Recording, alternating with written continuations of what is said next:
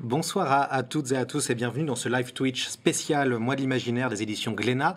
Le mois d'octobre, c'est le mois où l'on fête les littératures de l'imaginaire, c'est-à-dire le fantastique, la fantaisie et la science-fiction.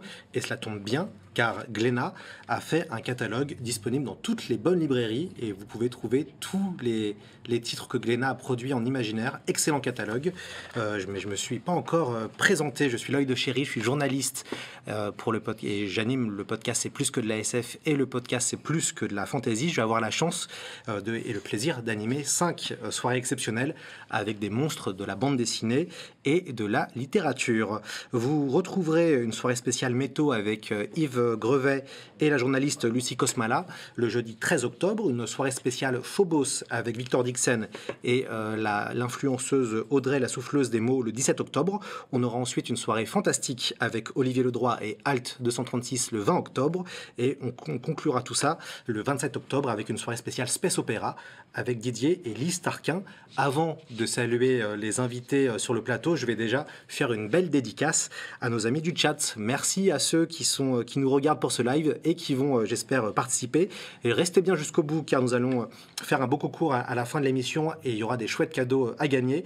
Et puis évidemment, restez attentifs car on va vous poser plein de questions durant ces 2 heures de discussion. Alors, avec moi, j'ai beaucoup de chance. J'ai une Dream Team. On va commencer avec vous. Julien Blondel, bonjour à vous. Salut, on se tutoyait avant, donc on peut peut-être continuer. Enfin, je dis ça sans vouloir trahir de trucs. Pas de problème. Alors moi j'aime bien vous voyez, mais il n'y a aucun souci pour se tutoyer, Julien.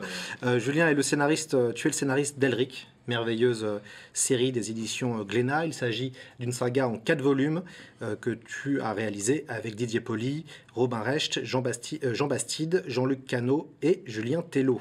Si je ne me trompe pas. Ça fait du monde, il manquerait Scarlett qui nous a rejoint en couleur et l'ami Stéphane Petro, pour être tout à fait complet. Merci beaucoup pour les précisions. À tes côtés, il y a l'éditeur Benoît Cousin. Benoît, bonjour. Bonjour. Vous avez édité Elric, si je ne me trompe pas. Oui, on a présidé à la naissance de cette belle adaptation avec Julien et on en parlera plus en détail tout à l'heure. Voilà, on reviendra sur les coulisses. On a également à ma gauche Jérôme Legris, scénariste du tout récent Hawkmoon. Bonjour Jérôme. Bonjour. Et vous êtes venu avec Benoît Delac, qui est dessinateur de l'album Hawkmoon. Bonjour Benoît. Bonjour. Alors, Hawkmoon, évidemment, c'est la grande série de la rentrée. On va d'ailleurs la montrer à nos amis du live. Une série que, en tout cas, c'est une future série, puisque c'est le premier volume, que vous avez co-réalisé avec également Didier Poli. Maintenant que les présentations sont faites, on va sortir les épées et vous allez devoir vous battre pour défendre vos albums. Voilà, Team Hawkmoon, Team Elric, c'est parti. C'est plié. Mais alors, pour ceux qui ont peut-être remarqué et notifié, la soirée est une soirée Michael Moorcock. Alors, on va se retourner du côté de Benoît Cousin, qui a été dans une ancienne vie éditeur imaginaire pour la collection J'ai lu, je crois. C'est ça. Présentez-nous qui est Michael Moorcock, s'il vous plaît, Benoît. Alors, Moorcock, c'est un Britannique qui est né en 1939, donc il a vu l'Empire britannique vaciller et perdre un peu de sa superbe à l'occasion du deuxième conflit mondial. Moorcock, c'est quelqu'un qui a commencé à écrire très jeune.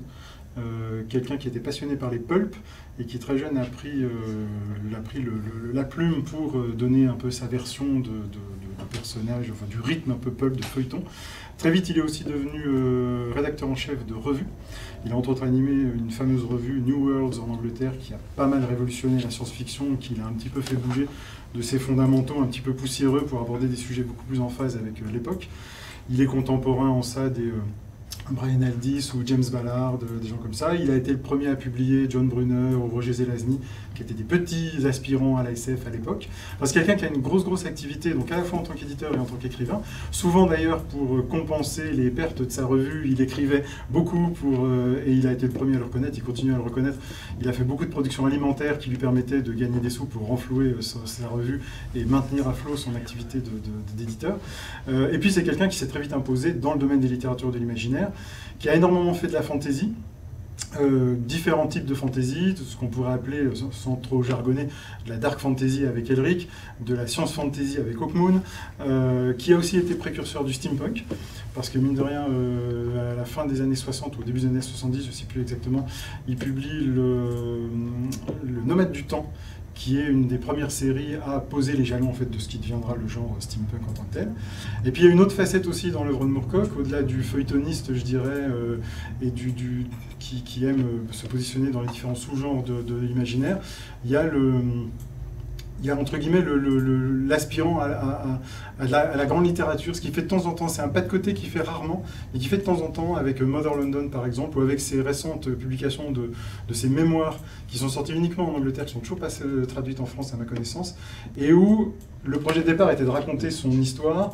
Il n'a pas pu s'empêcher d'y intégrer un petit peu de féerie, de merveilleux et de surnaturel, mais clairement il est dans une autre catégorie littéraire. Mais c'est quelqu'un qui revient régulièrement au genre en tant que tel, qui l'assume complètement et pleinement, même s'il a aussi, encore une fois, il a souvent dit qu'il écrivait très vite et qu'il a beaucoup écrit en mode complètement alimentaire, mais il assume absolument tout. Il est très fier de dire qu'il a écrit Gloriana en 15 jours, par exemple, qui est plutôt dans sa catégorie grand roman littéraire noble, entre mille guillemets, et qui est un bouquin quand même assez ardu et assez dense, mais 15 jours d'écriture. Et voilà. Et donc, pour terminer ce très rapide portrait, on peut dire, grosso modo, en fantasy, qu'il y a 3 jalons incontournables. Il y a Tolkien, évidemment, avec le créateur d'univers, une fantasy assez light, quelque part, assez gentille. Il y a l'heroic fantasy en tant que tel. Là, c'est Robert Howard et Conan, qui clairement posent des jalons à la fin, courant des années 30, dans les pulps. Et puis, il y a celui qui a décidé de passer du côté obscur, d'une certaine manière, en créant l'anti-héros, Elric, donc Moorcock, dans les années 60. Et quand il crée Elric, il se réfère à la fois à ce qu'était la fantasy, qui ne s'appelait pas encore réellement comme tel, ce qui n'était pas un genre bien institué à ce moment-là, mais lui, il se positionne un peu par rapport à ces classiques existants ou en devenir, que sont Tolkien et Howard, mais lui, il a aussi d'autres références qui sont Camus et Sartre. Parce que lui, il aime l'existentialisme, il est en plein dans une période des années 60 où beaucoup de choses sont remises en cause dans les courants culturels et littéraires, et lui, clairement, il a toujours revendiqué cette double influence du genre en tant que tel avec les épées et les dragons et de l'existentialisme de mais qu'est-ce que je fais sur Terre, quel sens je peux donner à ma vie dans un monde qui est complètement absurde. Et c'est ce qu'il fait avec son côté anti-héros et on va peut-être l'aborder plus en détail, mais voilà, Elric, il est condamné à tuer tous les gens qu'il aime autour de lui, ce qui est quand même un peu ennuyeux. Mais voilà, c'est ce qui fait la spécificité d'Elric et ce qui fait qu'aujourd'hui, voilà, grosso modo, dans la fantasy, il y a des tas d'œuvres géniales et différentes et à découvrir, mais si on veut donner une clé, une porte d'entrée à des gens qui veulent découvrir la fantasy, grosso modo, on ne peut pas ne pas avoir fait un tour par Tolkien, Howard et Moorcock avec Elric. Alors, merci pour cette présentation et ce beau portrait de Michael Moorcock. Je vais poser une question à tout le monde autour de la table et ainsi que nos amis du chat. Comment vous avez découvert cet auteur et qu'est-ce que vous avez aimé chez lui? C'est le moment un peu des anecdotes, donc il va falloir remonter dans le temps. Hein. Vous prenez la DeLorean et puis on remonte dans le temps pour savoir la première lecture d'une œuvre de Moorcock. Peut-être Jérôme, comment ça a commencé avec Moorcock? Moi j'étais fan de Tolkien quand j'étais ado. Donc après Tolkien, c'était la suite logique, c'était de lire Moorcock, c'était l'autre auteur de fantasy. Howard était un peu moins accessible, un peu moins connu à l'époque pour nous. Donc j'y suis allé parce que j'avais lu tout Tolkien, tout ce qui était édité en français de Tolkien. Et puis il y a eu le jeu de rôle quelques années après aussi, qui a été une porte d'entrée un peu plus importante. Donc voilà, c'était vraiment pas l'héritier, mais c'était un des auteurs de fantasy anglo-saxonne qu'il fallait avoir lu quand on était fan de ce genre. Julien, vous? Ouais, moi c'est pareil, j'ai l'affiliation jeu de rôle. Moi je suis venu par le jeu de rôle en fait. Et moi j'étais un petit geek à l'époque. Je suis toujours un peu, mais je lisais plutôt des tragédies grecques. Je lisais Sophocle, c'était Antigone. Benoît parlait des existentialistes.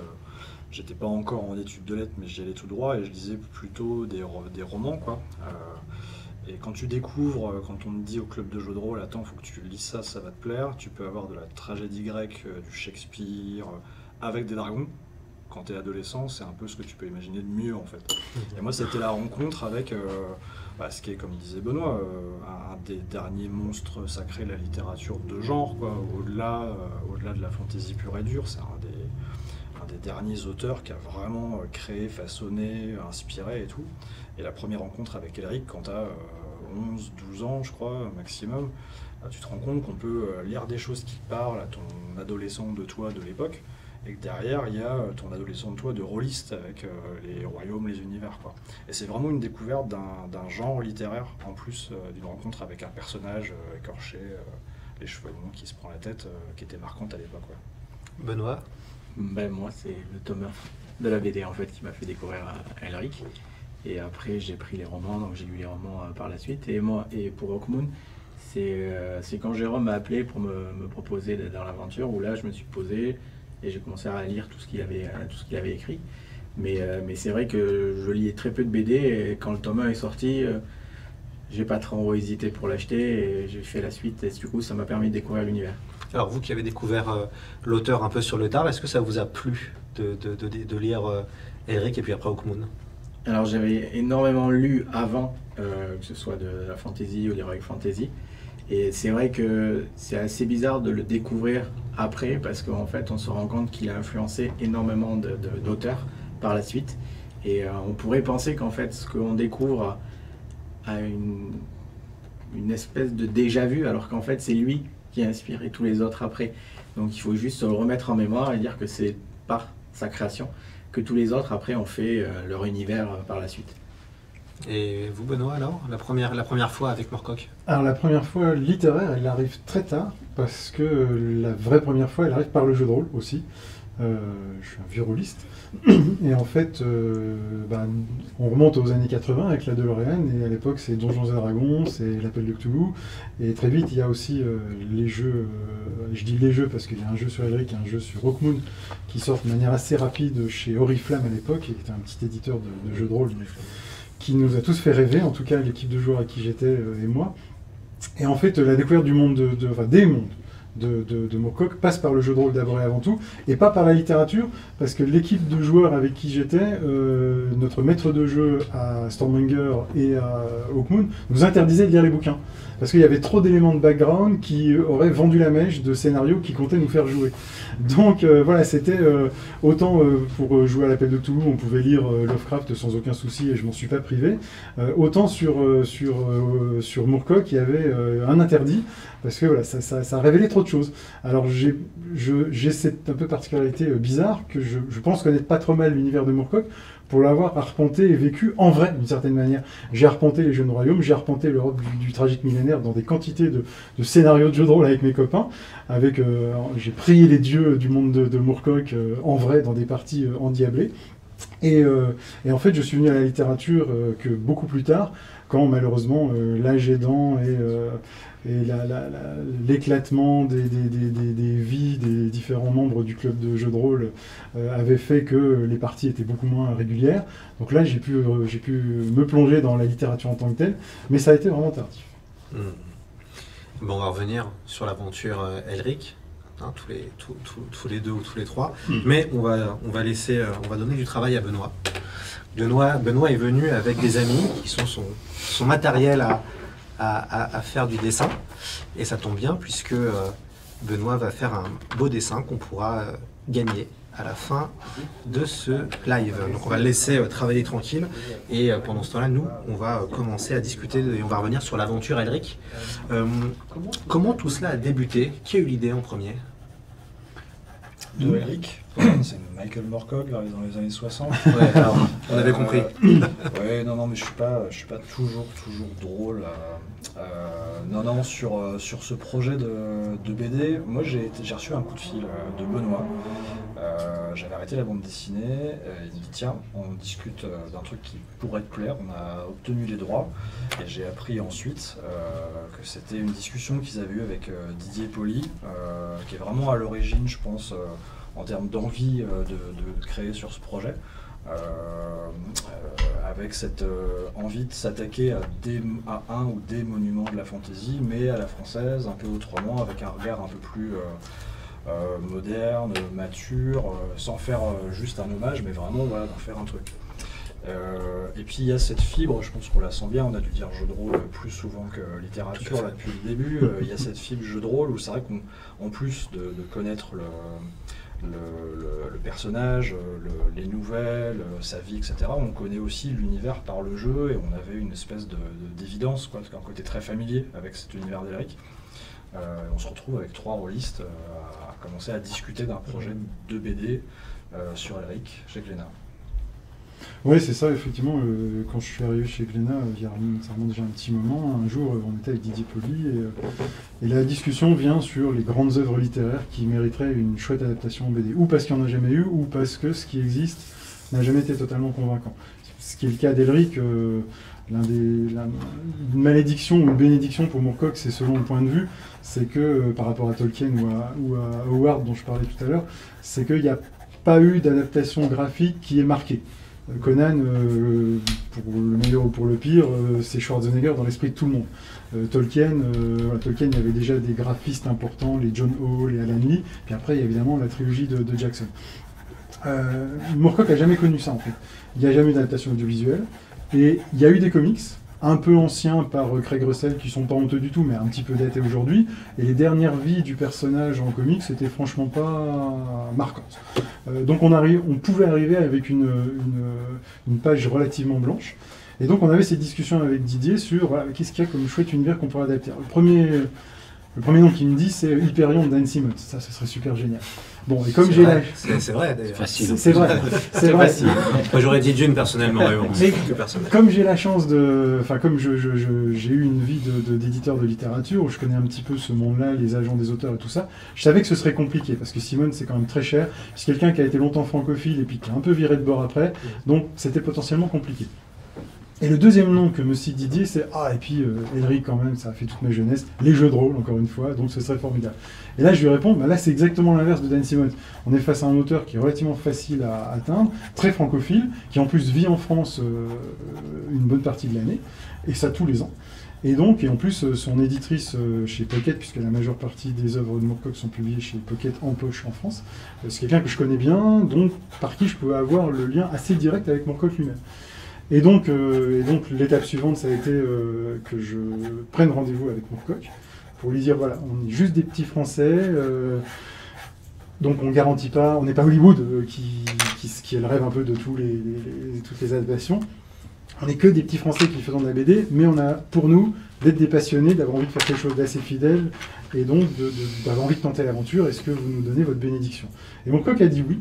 Et après, il fallait constituer une équipe, donc Didier était déjà présent pour la partie graphique, et moi j'ai tout de suite pensé à Julien, parce que voilà, on avait déjà bossé ensemble par le passé, parce qu'il avait cet ADN et ce background de rôliste, et de bons rôlistes. Ce que j'entends par là, c'est qu'il y a pas mal de gens qui sont venus du jeu de rôle, qui ont franchi le cap pour le scénario de bande dessinée, et qui à mon sens n'ont pas toujours bien digéré leur origine jeu de rôle holistique. Et bon, je vais pas m'étendre sur le sujet, mais c'est vrai qu'il y a les bons rôlistes et les mauvais rôlistes. Non, il y a ceux qui ont bien rôlistes, tu vois, ils voient Eric qui tire, quoi. C'est ça. Non, mais voilà, je trouve qu'il y en a qui ont, dans leur narration et dans leur manière de découper des histoires, de concevoir des histoires, il y en a qui ont gardé le côté un peu artificiel du jeu de rôle, parce qu'un scénario de jeu de rôle, il n'y a rien de plus artificiel. Il y a une espèce d'enchaînement mécanique des situations, quoi qu'il se passe, que les joueurs piétinent pour trouver l'étape suivante dans la résolution de l'intrigue ou pas. Il y aura toujours l'étape suivante de la résolution de l'intrigue qui arrivera à un moment ou à un autre. Donc il y a ce côté un peu très artificiel, je trouve, dans le scénario de jeu de rôle, mais c'est pas la même chose qu'une narration en bande dessinée. Et Julien, je trouvais, dans les bouquins qu'on avait fait ensemble avant, avait tout très bien digéré. Donc voilà, il avait la compétence d'écriture et il avait la connaissance de l'univers, évidemment. Donc j'ai jamais pensé à quelqu'un d'autre pour l'adaptation. Il a eu la gentillesse d'accepter. Et puis ensuite, se sont greffés d'autres artistes pour faire l'aventure de la bande dessinée qu'on connaît. Alors, je vois qu'il y a des gens qui commencent déjà à arriver sur le chat. Bonjour à vous et bonjour à ceux qui nous retrouvaient. Julien, ça parle de quoi, Elric? Allez, petit pitch, moment de pitch. Elric, je crois que la première phrase du premier Elric, c'est sur le trône de Rubis, le pâle empereur se languissait. Tu vois, il y a quand même du Hemingway un peu chez Michael de temps en temps, quoi. Et c'est ça, c'est l'histoire d'un empereur qui est censé être le descendant, le souverain d'une race cruelle mais esthétique qui règne sur le monde, sur les jeunes royaumes à l'époque, et qui se sent pas à sa place. Il se sent pas dans la droite ligne du peuple qu'il est censé gouverner. Il les trouve corrompus, il les trouve décadents, et il est en quête d'une forme d'humanité, d'espoir, qui va aller au travers de nombreuses aventures, mais de façon très dramatique, cherché au contact des hommes par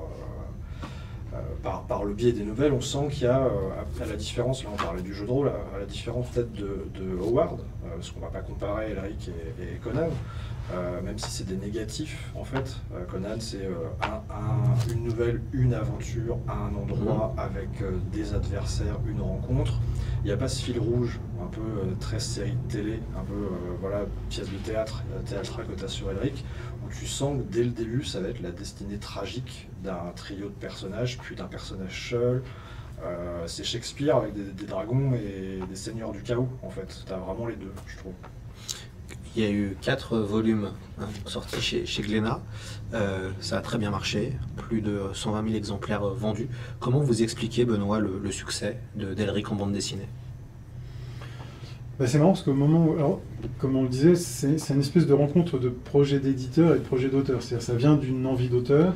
Et puis comme Didier n'avait pas la capacité d'écrire, et pas l'envie d'écrire surtout, c'est simplement en tant qu'éditeur qui a constitué l'équipe qui est devenue celle qui a présidé à la destinée d'Elric en bande dessinée. Et en fait au tout début, et j'ai retrouvé ça récemment dans mes archives, j'avais fait une espèce de note d'intention justement qui disait ça peut être le bon moment de faire le bon Elric en bande dessinée qui n'a jamais existé. Et dans mes notes, j'avais mis, voilà, on était à l'époque au tout début de Game of Thrones, et donc autant les romans de Martin existaient déjà avant, mais l'adaptation, ce qui a fait exploser la popularité de l'univers du Trône de Fer, ça a été clairement la série télé. Et la série télé a posé ses jalons de personnages très en demi-teinte, d'espèces de côté aléatoire, de survie même des personnages. Et donc ça, c'était un bon point. On s'inscrivait aussi, je trouve, dans une filiation de bande dessinée préexistante, type Les Chroniques de la Lune Noire, pour le côté complètement démesuré et spectaculaire de ce qu'a pu réaliser Olivier Ledroit en bande dessinée, parce que lui, pour le coup, il donne de sa personne pour les armées sans fin, les scènes de bataille épiques et délirantes. Voilà, il suffit de regarder les débuts de la série, par le tout jeune Olivier Ledroit, vraiment, il a tout donné. Donc on s'inscrivait aussi un petit peu dans cette filiation. Il ne faut pas oublier non plus que le premier à avoir mis Elric en image chez les Français, parce qu'on n'est pas les premiers, c'est Druillet. Et qui dit Druillet, dit là aussi des mesures graphiques et sens de l'épique et du spectaculaire, dont Ledroit est lui-même un héritier. Donc voilà, il y avait cette rencontre de... on a un bon air du temps avec Game of Thrones, on est dans une filiation qui existe déjà en bande dessinée, qui a plutôt fait ses preuves, Druillet, Ledroit. Donc on coche un certain nombre de cases pour se dire, ça peut fonctionner. Ce côté anti-héros...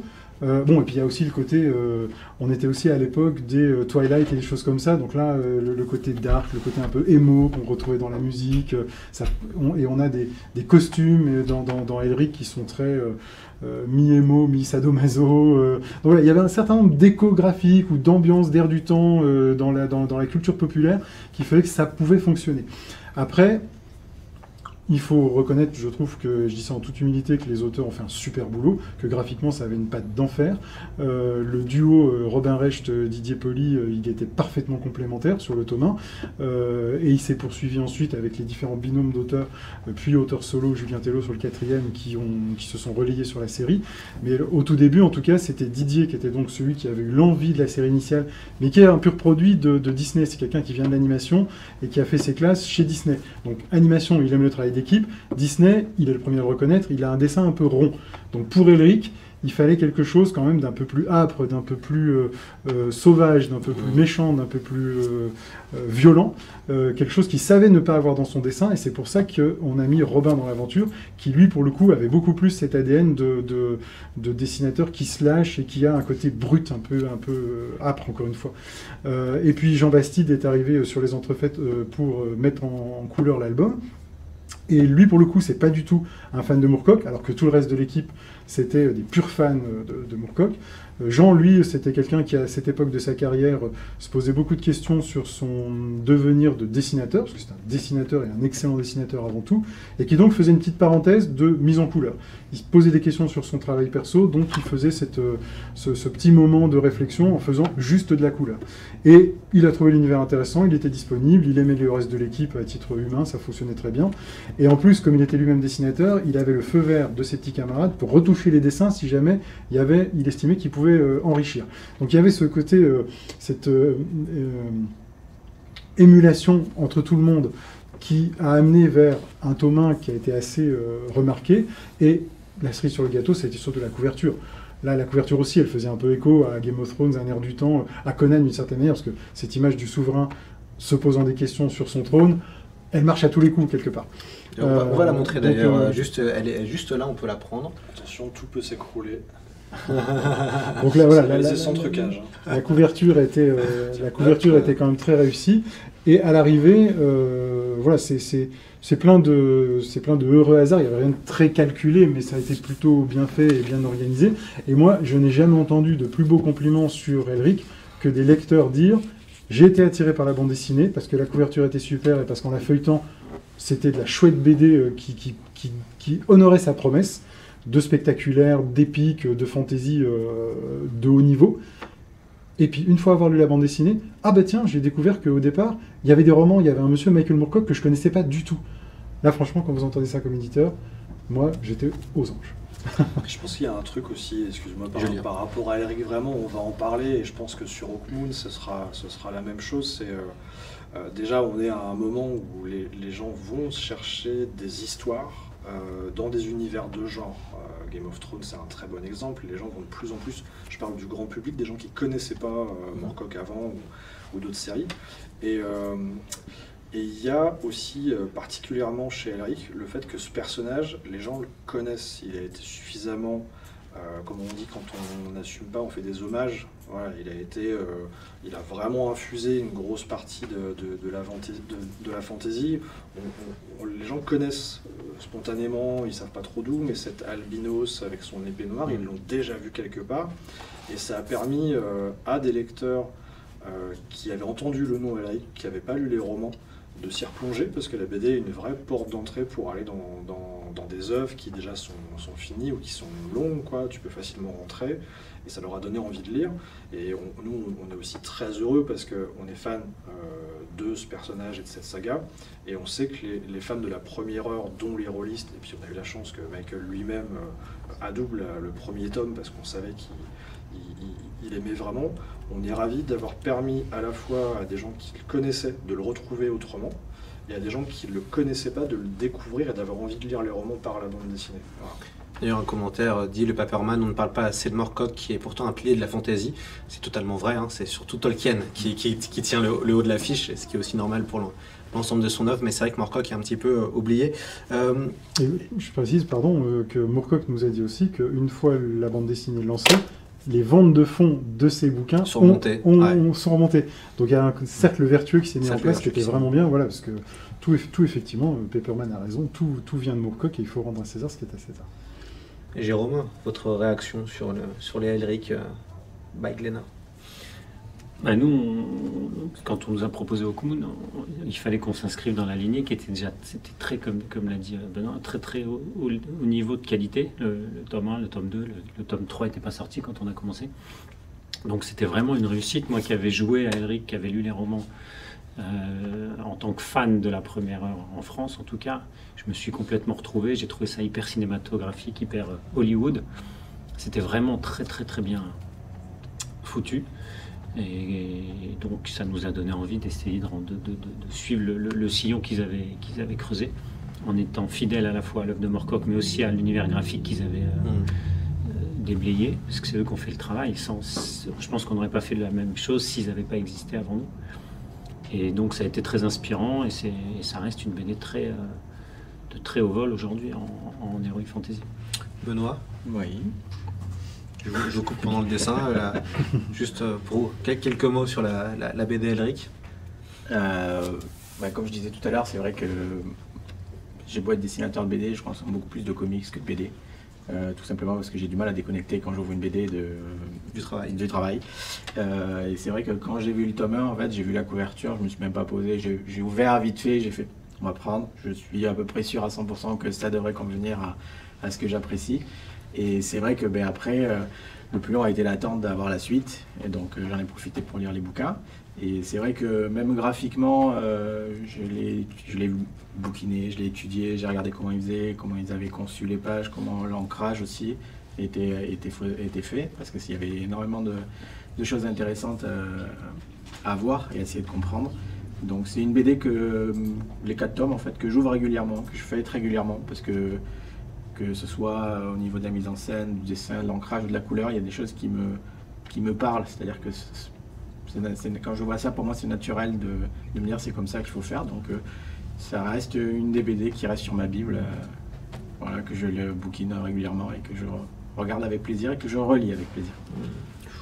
Benoît et Julien, pourquoi Elric c'est un héros si inoubliable, autre qu'il est albinos et qu'il...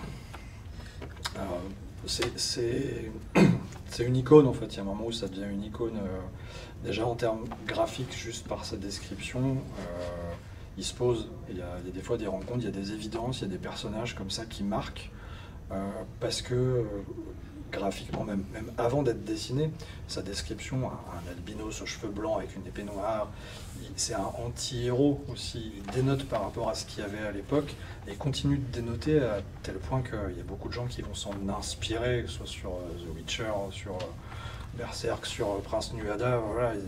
Ah bah tiens, bah oui en fait ça ressemble à ce personnage parce que c'est une icône.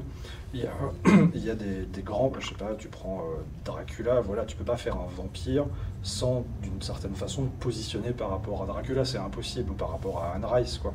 En fantasy, tu veux faire un anti-héros solitaire avec un petit peu de profondeur, tu vas forcément te référer d'une façon ou d'une autre à Elric. Parce que c'est pas juste un héros qui fait des aventures. T'as l'impression vraiment, et c'est vraiment, je pense, comme ça que ça a été ressenti quand Michael l'a écrit, parce qu'il y avait vraiment un côté très jeune, très passionné, qui est toujours passionné par son personnage d'ailleurs. Tu sens que tu vas suivre jusqu'au bout, et ça va mal se finir, l'histoire d'un personnage comme t'en verras pas d'autres après, quoi. Voilà. Il y a ce côté singulier, unique, et très impactant de la première rencontre avec Elric. On a un commentaire très sympa, super travail de l'équipe et super scénario à lire, absolument. Message perso pour le monsieur Blondel, l'étoile elle joue pas. Voilà, c'est un petit message personnel. Oh Yann. Ouais. C'est passé, le message, le message évidemment passé. Dans le chat, quelqu'un cite Arki cite Sephiroth de FF7, et on sait que Elric a inspiré pas mal de personnages. Alors on peut parler de Sephiroth, mais il y a aussi Griffiths dans le manga Berserk, et puis évidemment peut-être Geralt de Rive sur The Witcher. Qu'en pensez-vous que finalement le personnage d'Elric a influencé d'autres grands personnages après de la fantasy populaire? Je pense que quand on crée quelque chose de fort, on ne peut pas échapper à faire envie ou créer des vocations. Des gens comme Neil Gaiman, par exemple, qui se revendique objectivement d'une certaine filiation de Moorcock, parce qu'il lui a montré qu'on pouvait écrire bien et faire du genre bien. Enfin, je pense qu'on résume vraiment une démarche. Il y a aussi des gens, comme Michael le dit lui-même, tu imagines que la fantasy ou le genre, c'est un gros pot. Certains mettent des choses dans le pot commun de l'imaginaire collectif, et t'en as d'autres qui prennent un peu plus que ce qu'ils mettent en fait. Et oui, c'est un personnage qui a inspiré, et puis il y a des gens qu'on trouvait plus simple, je pense, de s'en inspirer plutôt que d'en recréer un, tu vois, c'est quelque chose qui est tellement fort. Bah, j'ai pas forcément d'avis sur... parce que voilà, on peut pas... on crée rien au final, on raconte des mêmes choses d'une façon différente. Mais comme je disais, tu fais une histoire de vampire et tu te rends pas compte que ton personnage ressemble un peu trop à Dracula. Tu peux pas faire une histoire de fantasy avec un albinos et une épée noire sans penser qu'il ressemble un peu trop à Elric. Et je trouve que rien que la démarche me gêne un peu. Donc je serais plus critique sur One-Up où je veux voir un clone d'Elric. Surtout que même des fois il s'appelle Elric aussi, tu vois. Donc ça va assez loin dans l'hommage. Je serais plus critique sur des gens où tu sens qu'objectivement ils revendiquent pas. Écoute, c'est directement inspiré de. Autant mettre d'après l'œuvre de Michael Moorcock, ce sera plus clair et puis plus respectueux pour tout le monde, quoi. Donc j'ai un peu moins de tendresse pour ce qui ressemble très très fort à quelque chose que j'aime beaucoup sans que ce soit dit, quoi. Voilà. Vous avez encore des hommages, hein, Peppermon une nouvelle fois, adapter un tel personnage en BD est tout un exploit et cette adaptation est quasi parfaite. Rarement vu un commentaire d'une lecture ou d'un lecteur de Moorcock qui n'a pas apprécié cette adaptation. Tout le monde est dithyrambique. Peut-être Benoît sur les influences, comment ça se fait que finalement Elric se retrouve un peu partout maintenant? Je pense que Julien a tout dit, effectivement, l'icône, l'anti-héros, il y a toujours quelque chose d'excitant à rentrer en phase, en résonance avec un anti-héros. Alors on est toujours content d'apprécier et de se prendre pour les héros en tant que tels, bien évidemment, mais voilà, la tragédie, parce que c'est avant tout un héros tragique d'Elric, elle résonne forcément avec un vécu personnel chez les lecteurs ou chez les créateurs. Et puis les anti-héros, on est toujours en phase avec eux aussi d'une manière ou d'une autre. Donc oui, c'est la chance si ce personnage est devenu aussi mythique, c'est que Moorcock a visé juste tout de suite. Et voilà. Mais je pense aussi qu'il ne pop pas de nulle part. On parle de Dracula, mais il y a une grande filiation avec Dracula chez Elric. Ce côté pâle, son épée qui avale des âmes.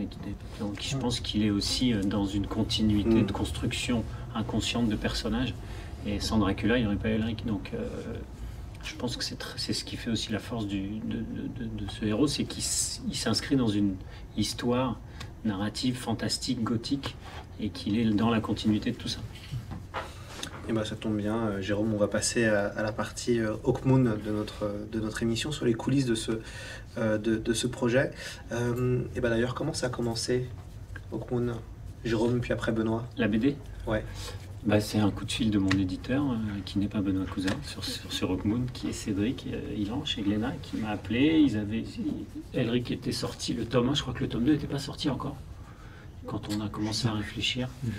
Donc on avait, nous tous, pris une claque avec le tome 1, et moi j'étais assez junior en BD, Benoît un peu aussi quand même. Et il nous dit, vous voulez pas faire Hawkmoon? On fait, non mais c'est chaud les gars, là, parce que quand même, là c'est un gros niveau, Elric, il n'y a que des stars et tout. Donc il y avait Didier, il y avait Robin, il y avait Jean Bastide, Julien, tous des gens qui avaient un peu d'expérience quand même dans le média, même beaucoup. Et je sais pas ce qui nous a pris, on a dit oui, de manière un peu inconsciente. Il y avait Didier avec nous quand même au départ, pour ancrer le truc dans la continuité. C'est ce qui nous a aussi un peu rassurés, c'est pour ça qu'on y est allé. On a fait 2-3 rencontres avec Michael Moorcock, tout allait bien, tout était trop simple. C'est une fois dans la vie, c'est après, des fois c'est simple. Donc là on s'est dit, puisque c'est simple, allons-y. Et voilà, et ça s'est fait, ça a été très long quand même. La gestation du tome 1, il y a énormément de design à faire dans Hawkmoon. Le monde est extrêmement vaste, extrêmement riche, en cités, en objets, en technologie. C'est vraiment un monde assez énorme. Donc on a pris beaucoup de temps. On a pas mal travaillé et voilà, petit à petit, on a essayé de relever le flambeau, qui était pas une mince affaire quand même. Benoît, comment vous avez travaillé sur l'univers visuel d'Hawkmoon? Comment ça se passe à ce moment-là de préparation? En fait, il y a eu 2 étapes. C'est-à-dire que la première, Didier devait s'occuper de tout ce qui était design, crayonné, storyboard, et moi j'étais encreur en fait. Et donc c'est par un concours de planning que Didier nous a quittés. Et à ce moment-là, on a tout repris avec Jérôme. Donc il a fallu tout repose, que je réalise que j'avais quand même un gros boulot à faire et que c'était pas facile. Et donc on a pris le temps de tout remettre à plat, de voir toutes les indications qu'on voulait, de savoir dans quelle veine on voulait aller. Chaque cité, qu'est-ce qu'on voyait pour l'Andra, qu'est-ce qu'on voyait pour la Camargue, arriver à peu près à savoir où on allait. Même quand l'album a été bouclé, on est revenu sur des pages pour refaire des pans entiers de décors entiers, parce que sur le moment, quand on l'avait fait, on trouvait que c'était intéressant, et puis sur la fin, on voyait qu'il n'y avait pas d'homogénéité, donc on est revenu, donc on n'a pas, sans arrêt, on a refait, pour au final être satisfait de ce qu'on avait à la fin. Et vu qu'on est un peu 2 psychopathes, forcément, et à un moment donné, il faut qu'on dise stop, on va envoyer à la couleur et on passe au tome 2. D'ailleurs, je crois que vous avez travaillé déjà sur de la fantaisie, vous avez adapté Les Princes d'Ambre de Zelani. Oui. Qu'est-ce qui était différent avec Hawkmoon en termes d'univers visuel? Alors, le temps et l'expérience. C'est vrai. Parce que c'est vrai que cette première adaptation, j'avais juste fait une seule BD et on m'avait contacté pour faire l'adaptation. Et j'avais eu, je crois, 10 mois pour faire le tome 1 et 6 mois pour faire le tome 2. Et c'est vrai que le contexte n'était pas pareil, j'avais pas vraiment le temps de me poser, de designer, de bien réfléchir. Et donc ça n'avait pas été la même expérience. C'est vrai qu'au début, si je suis parti sur Hawkmoon, c'est parce que Jérôme était là et que je savais que la collaboration se passait déjà bien et qu'on prendrait le temps qu'on aurait besoin pour faire ce qu'il y avait à faire. Et c'est vrai que c'est vraiment 2 expériences totalement différentes. l'une un peu plus amère parce que vous n'avez pas le temps de bien faire les choses. Et donc vous avez l'album qui sort et vous le regardez, vous faites bon ok. Et l'autre où jusqu'au bout, vous avez l'éditeur qui vous dit si tu veux modifier, tu modifies. Déjà qu'il n'a pas besoin de nous dire il faut modifier, on le fait de nous-mêmes sur des choses qui des fois on nous dit il n'y avait pas besoin. Mais au moins on a pu prendre le temps de faire ce qu'on voulait et donner un album au lecteur dans lequel on est satisfait. Jérôme, alors, est-ce que vous pouvez nous pitcher Hawkmoon, même exercice que Julien? Hawkmoon, le pitch est assez simple, c'est une histoire de vengeance. Hawkmoon, c'était l'héritier d'un duché assez puissant en Camargue qui vient d'être rayé de la carte par l'Empire Grand-Breton. Et il va chercher pendant toute la série à se venger de ce qui lui a été pris, du mal qui a été fait à ses proches, et essayer de récupérer son titre et surtout se battre contre l'impérialisme anglais qui menace toute l'Europe. Donc c'est vraiment ce qui était très intéressant déjà à l'époque dans les bouquins de Tolkien, j'allais dire, de Moorcock, c'est que ça parle des questionnements des États en Europe sur le fédéralisme. Est-ce qu'on se fédère pour lutter contre les empires? Est-ce qu'on fait chacun notre sauce de notre côté? C'était déjà en germe dans ses romans en 67. Aujourd'hui, ça résonne encore plus avec l'actualité. Donc on a trouvé ça extrêmement moderne et c'est l'angle qu'on a choisi pour notre histoire, qui est vraiment au-delà de l'arche du héros qu'on vient d'expliquer. C'est les questionnements des nations d'Europe sur ce qu'elles doivent faire pour leur avenir. Et c'était vraiment un angle qui était très intéressant à traiter en toile de fond. Alors, je me tourne vers les deux scénaristes à côté de moi. C'est quoi le secret d'une bonne adaptation, Jérôme et Julien? Oula. Vas-y, hein.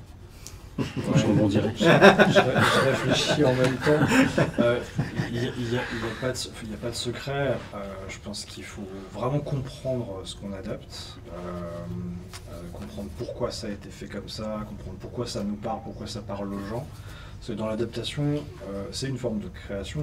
L'adaptation, on fait des choix artistiques, scénaristiques, graphiques et tout ça, et on change quelque chose de format.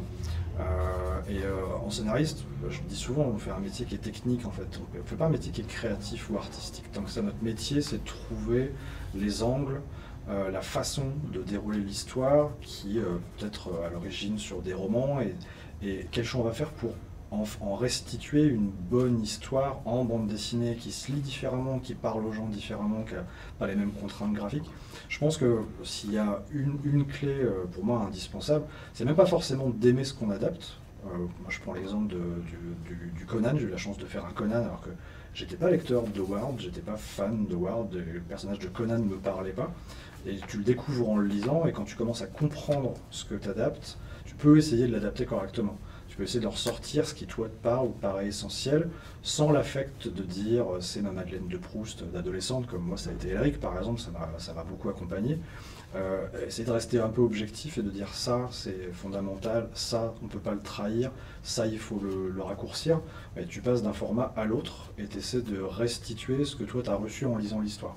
Voilà. Je dirais qu'en termes de démarche, si tu as ça, t'évites le hors-sujet, t'évites ma vision prédomine et c'est mon Elric que je vais faire. Moi, c'est pas mon Elric, typiquement, sur Elric. C'est le Elric que je pense qu'il fallait qu'on fasse tous ensemble à ce moment-là pour que les gens découvrent Elric comme nous on l'a découvert il y a 20 ou 30 ans. Que le chat n'hésite pas à nous donner lui aussi les secrets d'une bonne adaptation selon eux. Jérôme, vous? Je suis assez d'accord, il faut trouver un angle. On n'est pas obligé d'aimer l'œuvre, mais il faut trouver l'angle qui va nous parler, qui va nous permettre de véhiculer des choses que nous on aime, qu'on a envie de raconter. C'est un support, l'œuvre originale.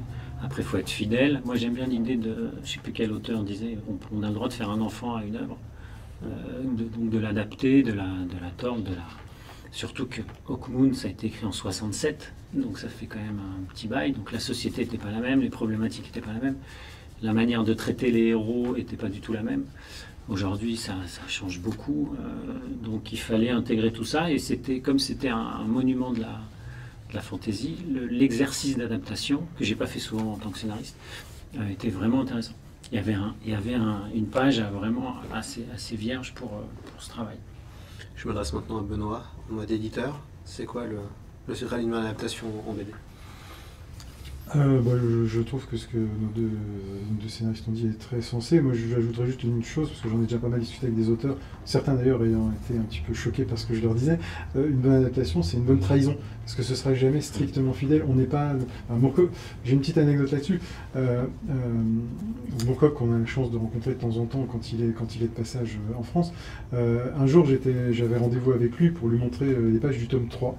Et il y a une séquence dans le tome 3 où c'est une séquence au coin du feu, c'est un temps de pause où on voit qu'Elric est devenu un paria, qu'il est en train d'arpenter les jeunes royaumes parce qu'il a choisi d'abandonner son trône. Et donc il est au coin du feu avec le compagnon qu'il vient de rencontrer, et il fume une pipe.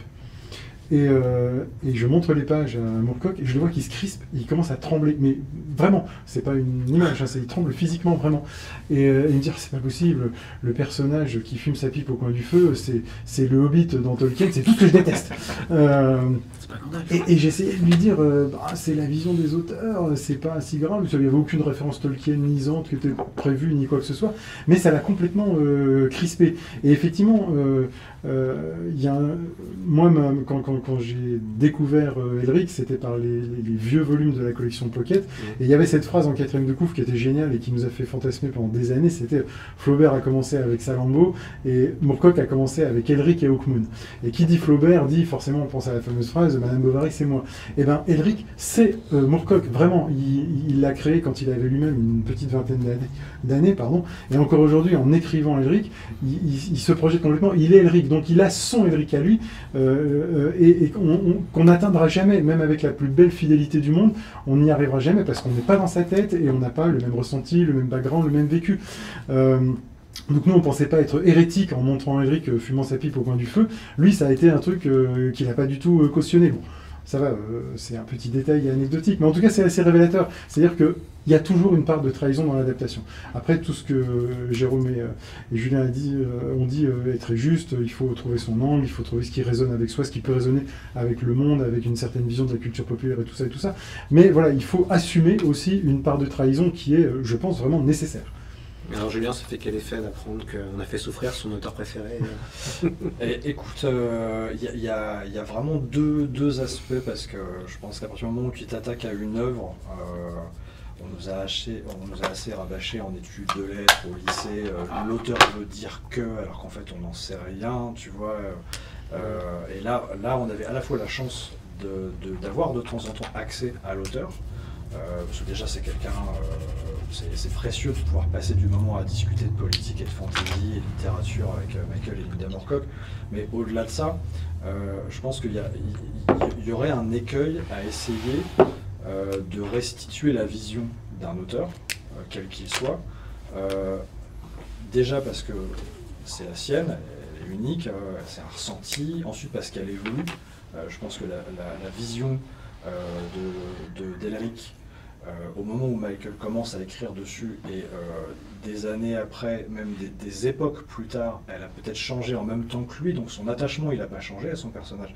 Mais on ne pourra pas restituer la vision de l'auteur, on ne pourra pas. On va forcément la trahir, venir avec une autre vision déjà. Et j'ai envie de dire, c'est très violent, mais j'ai envie de dire que c'est pas ça qui prime. On ne peut pas décevoir un auteur, on ne peut pas manquer de respect à un auteur. Nous, notre démarche, elle est respectueuse de l'œuvre d'Elric.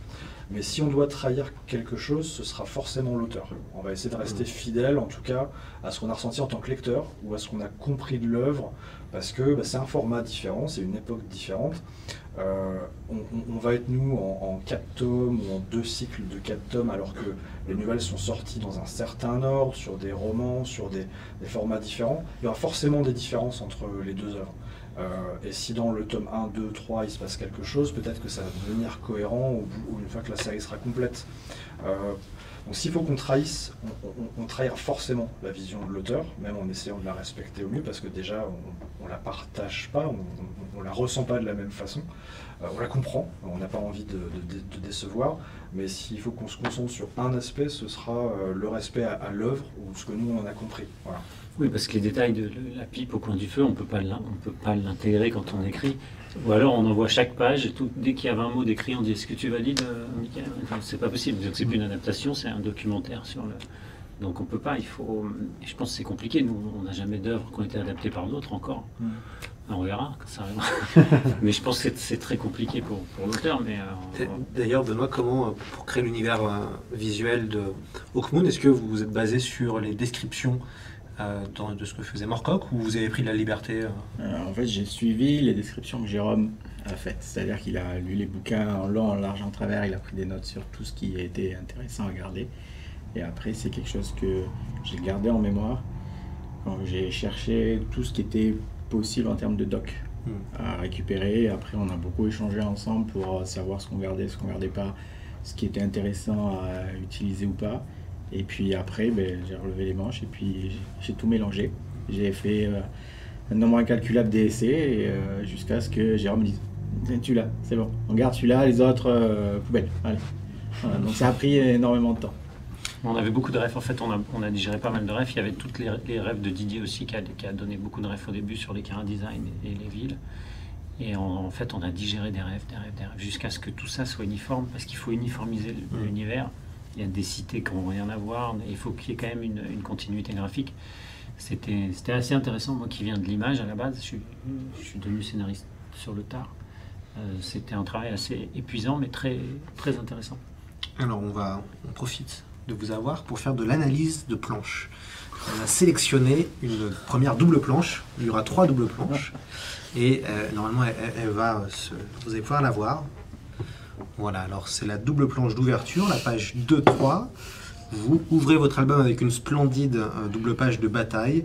C'était important de démarrer fort et d'en mettre plein la vue au lecteur, messieurs? C'est quand je la revois, là, on se dit que ça a dû être l'idée. Il y a eu...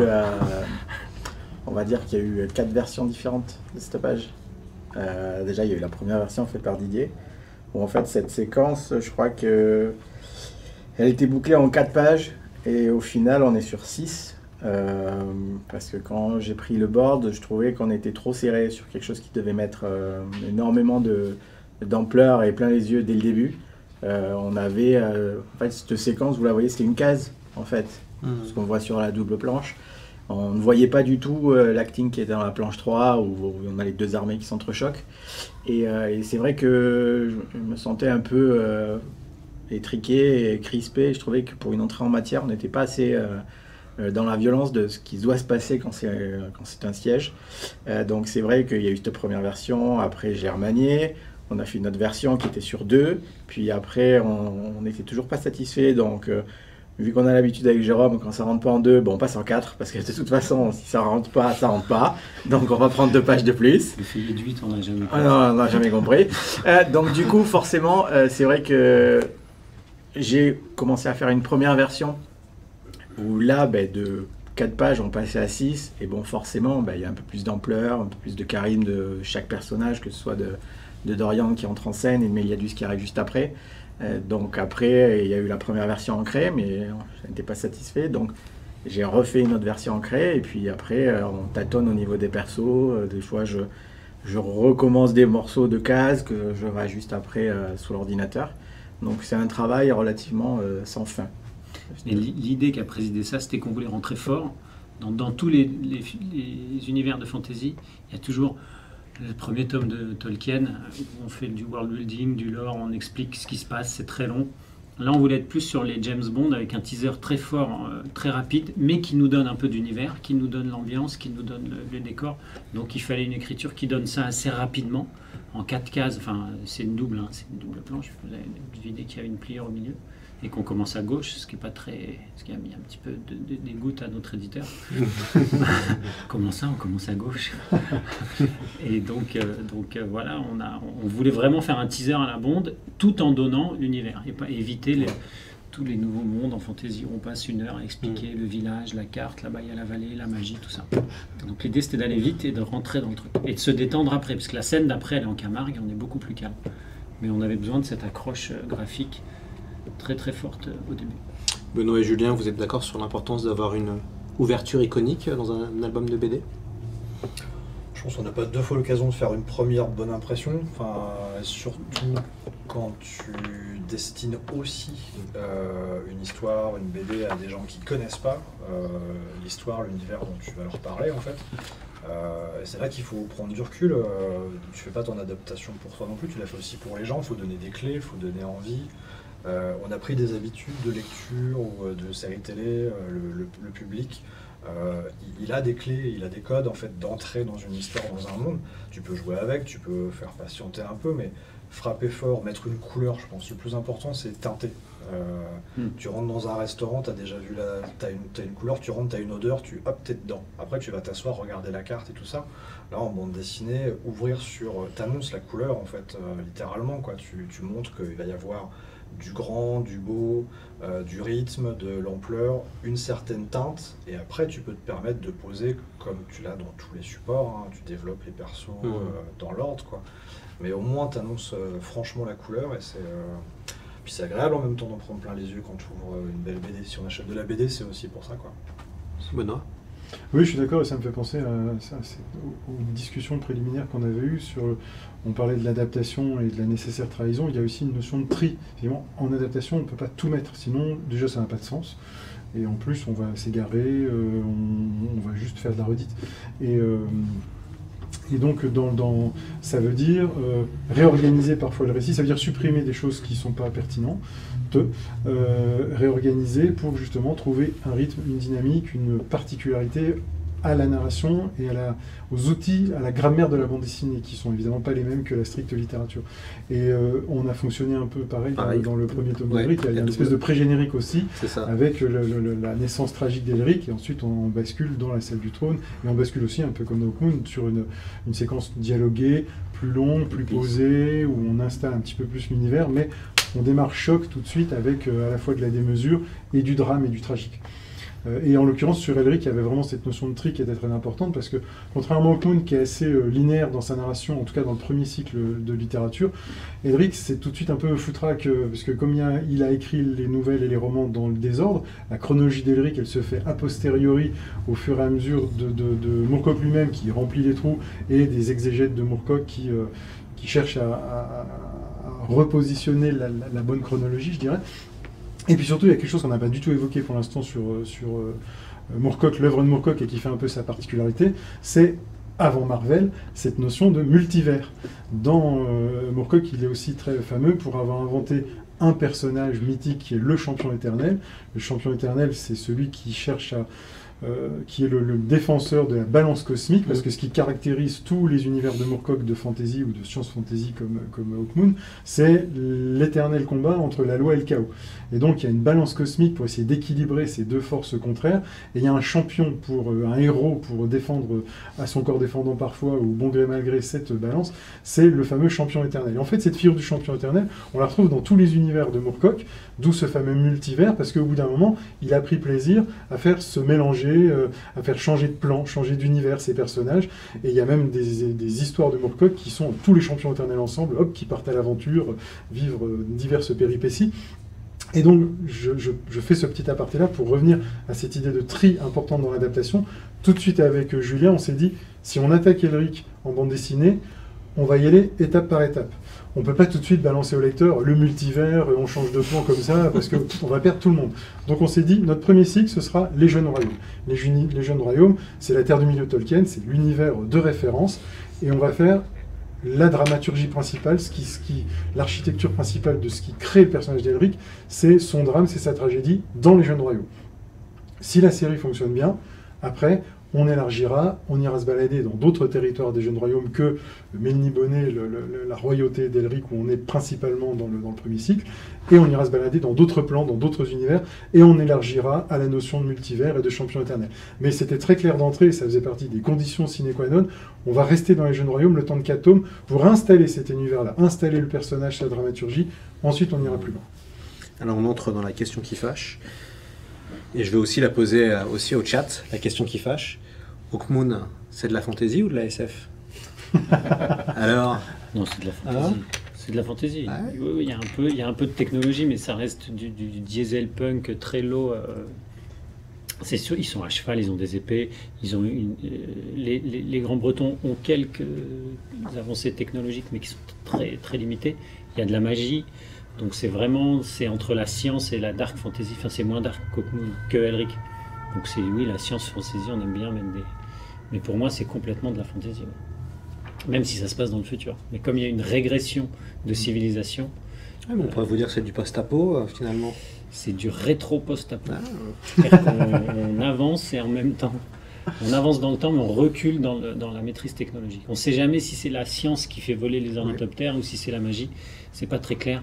Nous, on s'est dit c'est du diesel punk au maximum, parce qu'il n'y a pas de raison qu'il y ait de l'électronique et de l'informatique. Et je suis dans Moorcock, il n'est pas du tout là-dedans. Il nous présente une technologie, mais qui ne détaille pas non plus. Elle est assez mystérieuse, cette technologie. Donc, non, pour moi, c'est complètement de la fantaisie. Ah, moi, je le rejoins. Hein. Ça aurait été de la SF, je ne sais pas si je serais parti dans l'aventure, étant donné que j'ai du mal. J'adore la SF, mais mon cerveau n'est pas calibré pour arriver à donner des recherches crédibles en termes de vaisseaux, de structures.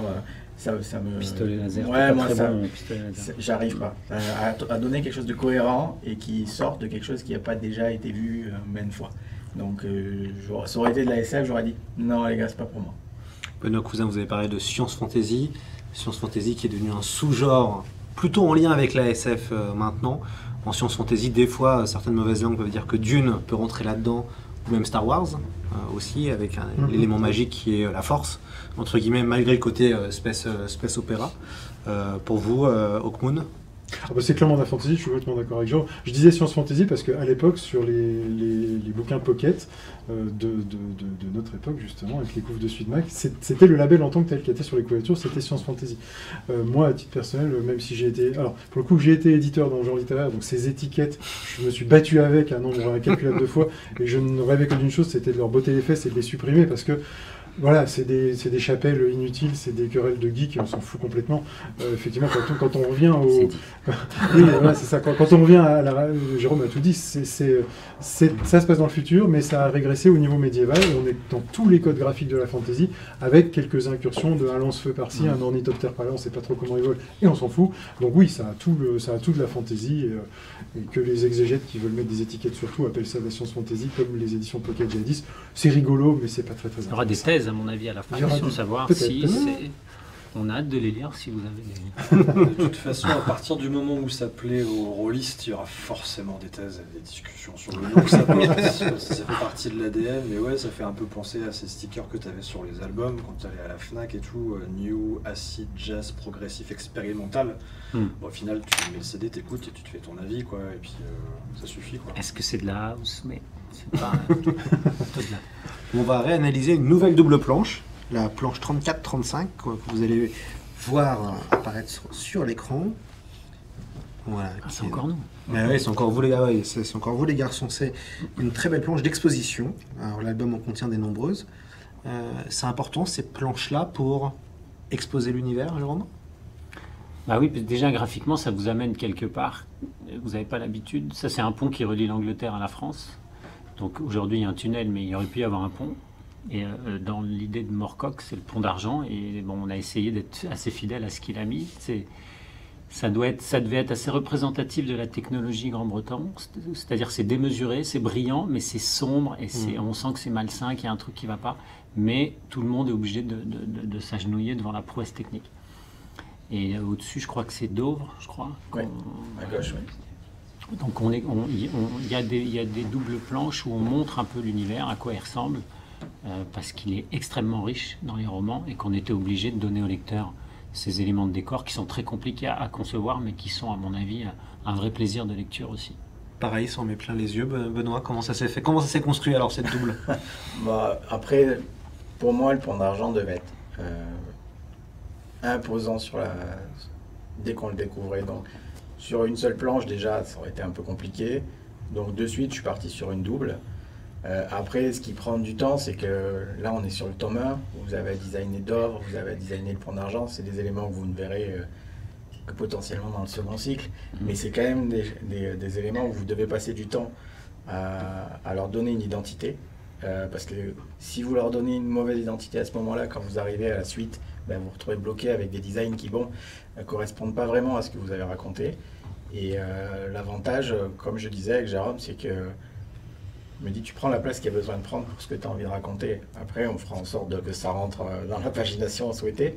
Mais du coup, il m'a dit, c'est pareil, après la scène qu'il y a avec l'empereur, ou même les doubles planches, quand je les prends, c'est qu'on s'est concertés tous les deux, et que une seule planche ne donnait pas la dimension réelle de ce qui devait être raconté à ce moment-là. Donc du moment où il n'y a pas assez de place sur une page, et bien s'il faut en prendre une deuxième, on en prend une deuxième, et à ce moment-là, ben, on éclate la case, on prend la totalité de la page, on module les cases suivant ce qu'on a besoin de raconter, sur la force et le dynamisme qu'on veut mettre.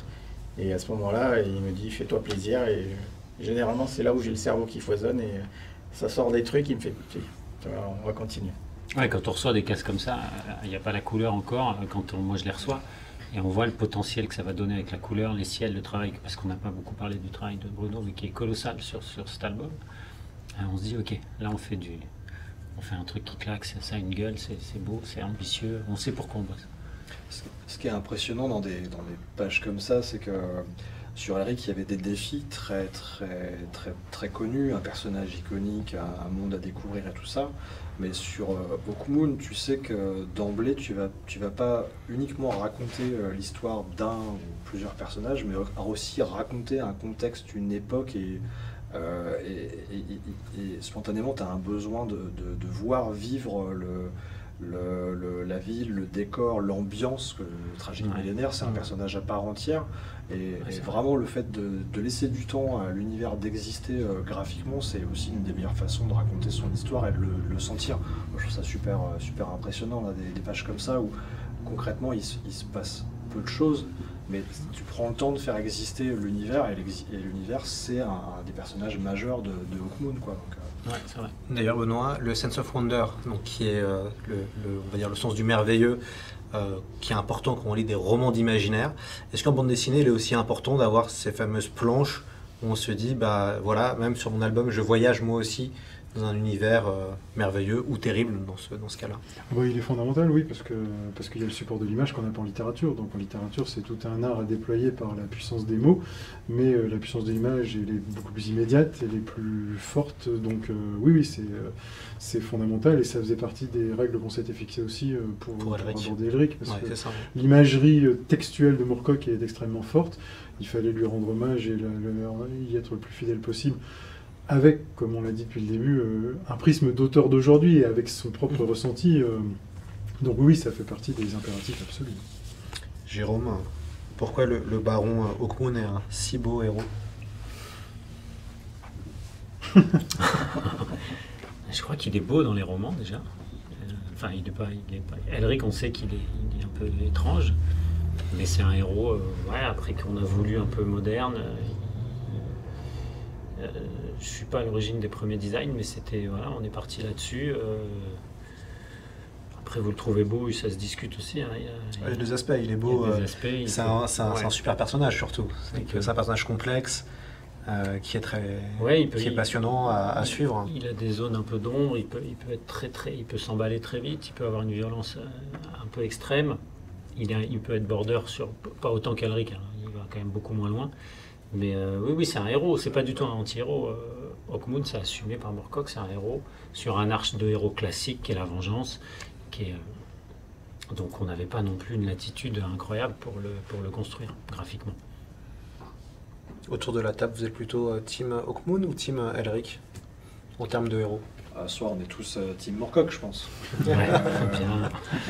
Il est bon. Et puis, il allume pas le feu, c'est bien. Non, puis on réglera les méchancetés après. En fait, ce qui est vraiment intéressant, c'est qu'on se retrouve tous à s'attaquer à différentes faces du monument, quoi, parce que Benoît parlait du multivers, c'est vrai que ça devient essentiel après quand tu rentres dans la lecture des différents cycles de Moorcock, de voir comment les personnages apparaissent dans le cycle d'un autre personnage, comment ils se croisent, etc.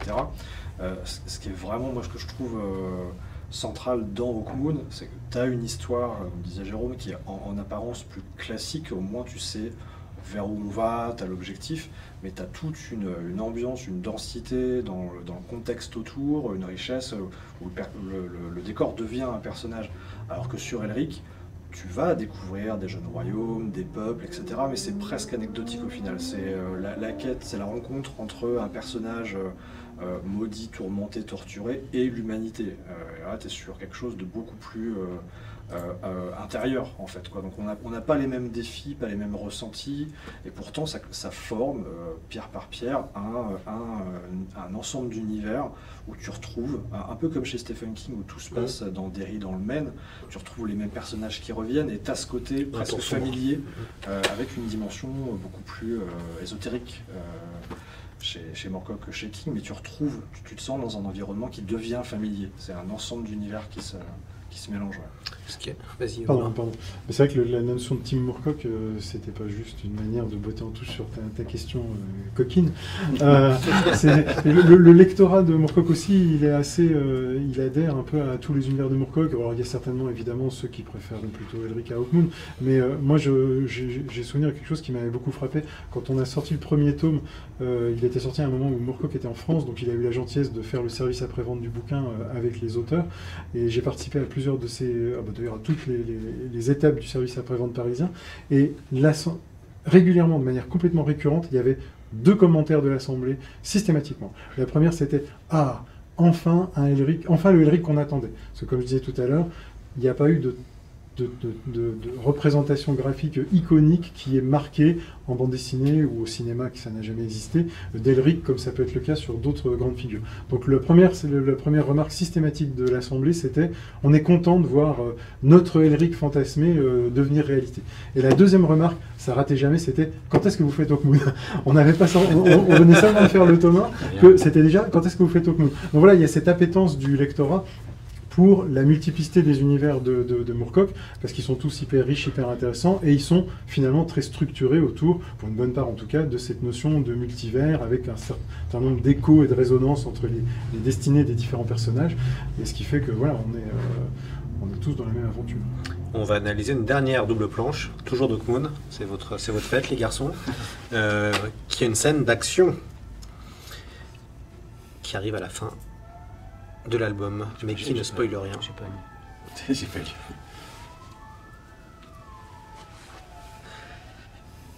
Alors, Benoît, pour toi, cette scène d'action qui est extrêmement efficace. Mais en fait, de base, c'est-à-dire que quand vous avez l'avantage avec Jérôme, c'est que je reçois l'intégralité du script. Donc déjà, j'ai une vision globale de l'album. Là, vous avez une scène d'action qui prend, je sais pas, 6 ou 8 pages. Donc, à ce moment-là, vous réfléchissez aux 8 pages. Vous ne réfléchissez pas juste à 2 pages d'action. Vous réfléchissez à savoir avoir la bonne pause entre chaque page qui va se tourner pour qu'il y ait la surprise derrière.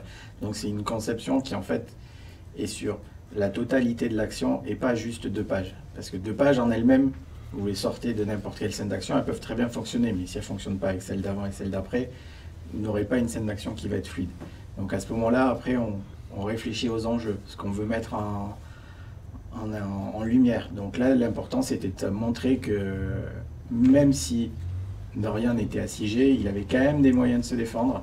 Et donc, il fallait quand même qu'on montre une violence de ce qu'était capable de faire notre héros avec rien, en fait, en termes d'armes. Il est démuni juste avant.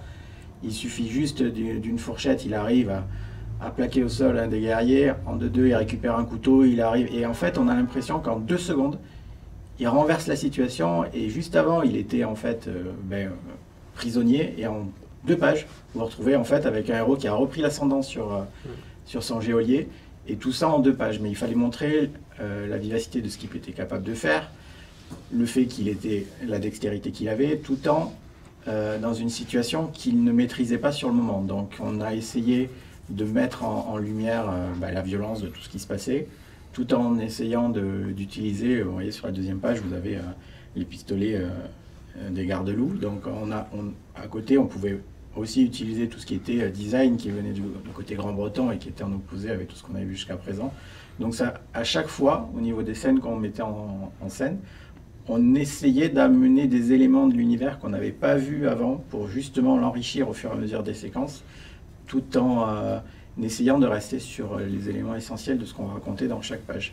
Et ce qui est intéressant quand on voit cette double page, le punctum, c'est ce qu'on utilise ce mot aussi pour l'art, c'est vraiment, pour moi, c'est le regard. C'est le regard d'Hawkmoon. Où ça bascule. Où ça bascule. C'est ça qu'on regarde, pour moi, quand je regarde ces doubles planches mises à côté comme ça, c'est vraiment l'œil le fameux regard d'Hawkmoon où ça... En ça fait, on bascule. essaye d'utiliser dans les scènes d'action, on essaye d'utiliser les codes ciné qui sont les plus efficaces pour ce genre de scène. Donc vous voyez, il y a des gros plans visage, des gros plans d'armes, mais qui alternent avec des plans larges. On essaye vraiment d'utiliser les codes du Cinoche parce qu'ils sont éculés, on sait qu'ils fonctionnent, on sait comment ça. Et de les remettre en BD, de créer cette espèce de cinématique qu'il n'y a pas en BD, mais qu'il y a au ciné, mais qu'on essaye de recréer dans l'enchaînement des cases. Donc c'est ça qui nous inspire et qui fait que j'espère que ça fonctionne. Est-ce que quand vous écrivez une séquence comme ça, vous faites, vous, Jérôme, case par case, ou vous laissez tranquillement Benoît faire la mise en scène de son côté? Parce qu'il y a deux équipes, hein. On va dire qu'il y a les dessinateurs qui aiment avoir le choix et qui font eux-mêmes, qui découpent en fait finalement l'action et qui vont le faire eux-mêmes. Et puis il y a ceux qui aiment bien avoir aussi tout écrit de A à Z, le plan taille, le plan machin. En fait, moi je fais pas de découpage, je fais le script. Par contre, je pars du principe que c'est le dessinateur, le metteur en scène en BD. Donc si je fais un découpage, il va être coincé dans une structure qui n'est pas la sienne en tant que dessinateur. Mais ça se discute, hein. Je vois tout de suite, je sais qu'il y a beaucoup de scénaristes qui ne sont pas d'accord avec ça. Mais ma démarche, c'est ça, c'est que je lui laisse Et par contre, j'interviens beaucoup une fois qu'il a fait un pré-découpage. Une fois qu'il a fait un pré-board, là j'interviens, je lui propose des modifications de cases, je lui dis ok, ça fonctionne, mais je pense que c'est important pour moi qu'il s'empare de la page en tant que de scénar et qu'il mette son univers et sa patte dedans tout de suite. Si je lui dis plan large, plan serré, en fait c'est pas un exécutant, mais il est déjà contraint par un chemin que je lui impose. Et souvent, il y a des dessinateurs qui l'acceptent ce chemin, d'autres qui le refusent, donc autant pas le faire, parce que de toute façon, ça va voler en éclats à un moment donné. Par contre, je suis très présent si le dessinateur est d'accord avec ça. Après, dès qu'il y a un premier pré-board, là j'interviens, c'est quelque chose que j'aime beaucoup, le board, parce que c'est là que la narration, elle prend forme. Donc j'interviens beaucoup, il y a beaucoup de changements et de notes sur son premier board. Julien, vous, pour vos séquences d'action, il faut que ce n'est pareil vous... Alors moi, pas du tout. Ah, très bien. Mais je comprends tout à fait. Et puis c'est le plus important, comme disait Jérôme, en bande dessinée, c'est le dialogue et la relation de travail qui se met en place sur le board, qui va converger vers le board. Que ce soit de la liberté, que ce soit très guidé, très pro. Je pense que c'est là que la collaboration se crée. C'est sur chacun se met d'accord sur le degré de liberté ou d'information qu'il veut en amont.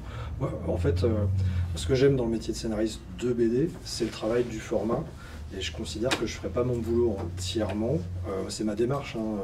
Si j'arrivais pas jusqu'à une proposition de déroulé, de board, de découpage, avec des propositions de caméra, parce que je considère que tu dois arriver avec cette vision-là ou cette proposition-là, qui n'est pas pour autant un cahier des charges à suivre en disant il faut ça ou je pense que c'est mieux que. C'est juste moi je le vois comme ça et quand tu dis à un dessinateur, à une équipe de dessinateurs, il faudra faire entrer ça sur 2 pages, ils ont le droit aussi de te dire « Ah, mais comment tu fais par exemple là ?» Parce qu'il y a beaucoup de choses, moi je le ferai comme ça et je pense qu'il faut proposer une vision. Et en plus c'est un truc, moi je kiffe d'aller découper, je gratte mes bords dans mon coin, mais ils sont moches, mais juste pour voir si ça fonctionne, cette alternance de plans, quand tu veux faire un plan large au milieu ou un bandeau en plein milieu, est-ce qu'il rayonne assez sur ce qu'il va y avoir autour pour pas avoir besoin de remettre un décor? Est-ce que tes champs contre champs et tes cadres verticales ça fonctionne bien? Et surtout qu'est-ce que tu peux raconter déjà par le rythme que tu proposes? Après avec les dessinateurs sur Elric notamment et sur d'autres, c'est une base de dialogue et je pense que ça peut être aussi rassurant de dire tiens voilà il y a une vision qui fonctionne, moi je verrais ça autrement, voilà ce que je propose et clac t'embrayes la machine là-dessus. Mais je pourrais pas ne pas aller jusqu'au découpage et même à du board parce que ça fait partie du kiff que c'est de travailler cette matière première, le format qui est de la bande dessinée. On va maintenant passer à un autre sujet très important pour un album. Il s'agit de la couverture. Alors, choix tactique important, on va dire. La couverture, c'est la première chose que verra le futur lecteur. On les a mis là en image. Les 2 couvertures, Elric et Hawkmoon. Dans le doute, tu mets un mec sur un trône et puis tu commences par une double. Ça devrait le faire. C'est pas mal, hein? Ça fonctionne. Ça fonctionne. De toute façon, les couvertures, on ne sait jamais, même des années après, on ne sait jamais si on les a réussi. C'est un truc complètement... Si on s'en souvient, on s'en souvient, si ça devient iconique, mais c'est très rare. Donc, alors, Elric Thomas, apparemment, elle réussit puisqu'elle est quand même, elle a marqué. Elle est restée dans le truc. On a ce trône qui est translucide. On a vraiment, c'est très fidèle au héros. Mais c'est très difficile l'exercice d'une cour. Et quand l'album est sorti, vous n'avez pas du tout la même vision sur la cour, alors qu'avant tout le monde est sûr que c'est ça qu'il faut faire. Puis après on vous dit que machin que. Et c'est très très con. C'est un exercice. Il faut intégrer des notions de market aussi dedans. Bien sûr. Ce qui ne sont pas nos métiers à la base. Donc c'est très compliqué de tout faire rentrer. Des fois ça passe, souvent ça passe pas. Donc j'ai pas de. Voilà, et d'ailleurs elles se répondent. C'est rigolo. Hein. Hawkmoon à genoux, Elric sur le trône. C'est pas voulu. C'est pas voulu. Mais pas du tout voulu. Ça se répond quand même. Hein. Le match est plié. En tout cas, il a choisi son empereur. Ce qui est intéressant, je pense, moi je me rappelle des discussions qu'on a eues, notamment sur Elric, vous avez dû avoir aussi sur Hawkmoon, parce qu'il y a une recherche de compos, il y a une recherche de motifs, une recherche de moments aussi. Tu te dis, tiens, qu'est-ce qu'on mettrait? Et après, même si tu as choisi que tu mettrais bien ça, il y a tellement de façons de le faire. Après, tu es sur un rythme. Est-ce que tu veux que ta couverture, elle résume quelque chose, ou est-ce qu'elle met le doigt pile sur un moment très très précis? Est-ce qu'elle va vieillir vite ou pas? Ou est-ce qu'elle va continuer d'incarner la série et pas uniquement l'album? Et c'est vraiment mettre le doigt sur le motif, le moment qui fait qu'en fait, ouais, il y a une évidence, puis après il y a un travail de création, de composition, de dessin, de couleur, enfin vraiment plein de choses. Mais mettre le doigt sur le moment qui, selon toi, résume l'album ou promet l'album, la promesse, la série, je pense que c'est ça aussi. Et il faut mettre une promesse, surtout Elric, il y avait un fanbase assez important. Hawkmoon, je pense qu'il est plus faible, c'est beaucoup plus confidentiel comme roman. Il n'y a pas de grand monde qui sait de quoi ça parle, donc il fallait que la promesse soit plus claire. J'en sais pas en fait. On a essayé de faire une promesse, on montre des choses, mais est-ce qu'elle fonctionne? Est-ce que on pense que oui, nous toujours aujourd'hui, graphiquement. Après, il y a des couves qui sont très belles graphiquement, mais qui ne fonctionnent pas en termes de marketing. Il y a des couves très moches, mais qui sont très claires en termes de marketing. Donc je sais pas. Là, pour le coup, c'est plus mon champ de. Ça permet de saluer Christian de chez Glénat qui travaille beaucoup sur les couvertures et qui est un grand amateur de fantasy et de science-fiction. Benoît, vous, la question de la couverture en tant qu'éditeur, est-ce que vous mettez aussi votre grain de sel dedans? Oui, elle est cruciale évidemment. Alors, je ne suis pas tout seul, il y a Christian, il y a toute l'équipe du studio, on travaille tous ensemble, et le marketing et le commercial, enfin, c'est vraiment une décision collégiale. Et comme le disait Jérôme très justement, il n'y a pas de recette magique. Hein. On essaye de trouver à la fois. Alors, après, il y a des choses très pragmatiques. C'est l'image qui se déclinera facilement sur une PLV, sur une affiche. Ce sur quoi on se focalise d'abord et avant tout, c'est est-ce qu'elle va se repérer. On imagine cette couverture-là au milieu de pléthore d'autres livres dans une librairie, est-ce qu'on la repère? Et comment on la repère? Qu'est-ce qui fait qu'on la repère? C'est vraiment quelque chose qui est hyper important. Les déclinaisons, comme je disais. Après, oui, le sens même de la couverture, il peut être multiple. Ça peut être quelque chose de très évanescent d'une certaine manière, mais qui, métaphoriquement, touche pile poil à l'univers. Ça peut être une séquence vue sous un autre angle de l'album, mais qui semble emblématique. Ça peut être plein de pistes différentes. Donc, il n'y a pas de recette magique. Je me souviens que sur Elric, l'image, elle arrivait tout de suite, de mémoire. Là, elle s'est vraiment imposée comme une évidence. C'était une proposition spontanée des auteurs, avec la composition qu'on voyait tout à l'heure, qui est très logique. Il y a ce point blanc qui est la tête d'Elric, qui forcément attire le regard. Il y a le côté translucide du trône en dessous, qui crée des diagonales, et une ligne droite aussi qui monte vers le personnage. Il y avait de l'espace dégagé en bas pour la titraille. Mais le logo, on a fait X versions de comment écrire Elric. Est-ce qu'il fallait utiliser des codes qui faisaient trop fantasy, avec des petits zigouigouis, comme on dit, qui faisaient vraiment un peu runique, un petit peu... ou alors est-ce qu'on allait sur quelque chose de plus sobre? Est-ce qu'on jouait ce qu'on a finalement retenu, quelque chose d'assez sec finalement, d'assez anguleux. Bon, il y a eu pléthore d'options. Donc oui, c'est jamais une science exacte, et c'est une tambouille qui parfois prend et qui parfois tape à côté. C'est un exercice extrêmement complexe, la couverture. Il y a un truc, excuse-moi, par rapport aux couvertures, je me souviens à la place du lecteur aussi, parce qu'on a en France pas vraiment la même tradition que tu peux avoir sur le comics, où tu as des cover artistes, on a de très bons cover artistes en France aussi, mais c'est devenu une habitude qui est acceptée d'avoir une couverture par un artiste et d'avoir un contenu par une autre équipe.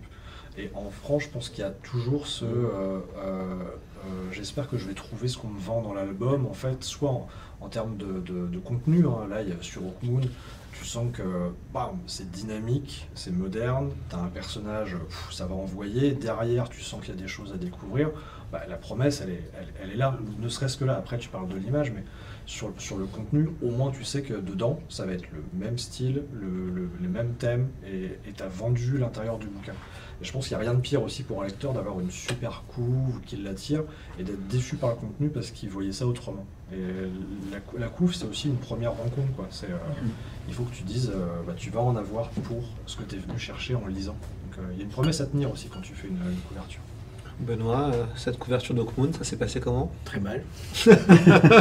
D'accord. En fait, c'est pas compliqué. Celle qui est là, c'est la toute première version que j'ai sortie. Et après, je vous raconte pas toutes les versions qui sont venues derrière parce que peut-être que si on faisait ça, ça serait bien. Puis on va essayer de ça, puis on va l'essayer là. Et au final, vous avez fait 30 versions différentes. Et puis à un moment donné, j'ai poussé celle-là avec un rêve couleur et je dis c'est celle-là. Tout le monde disait peut-être.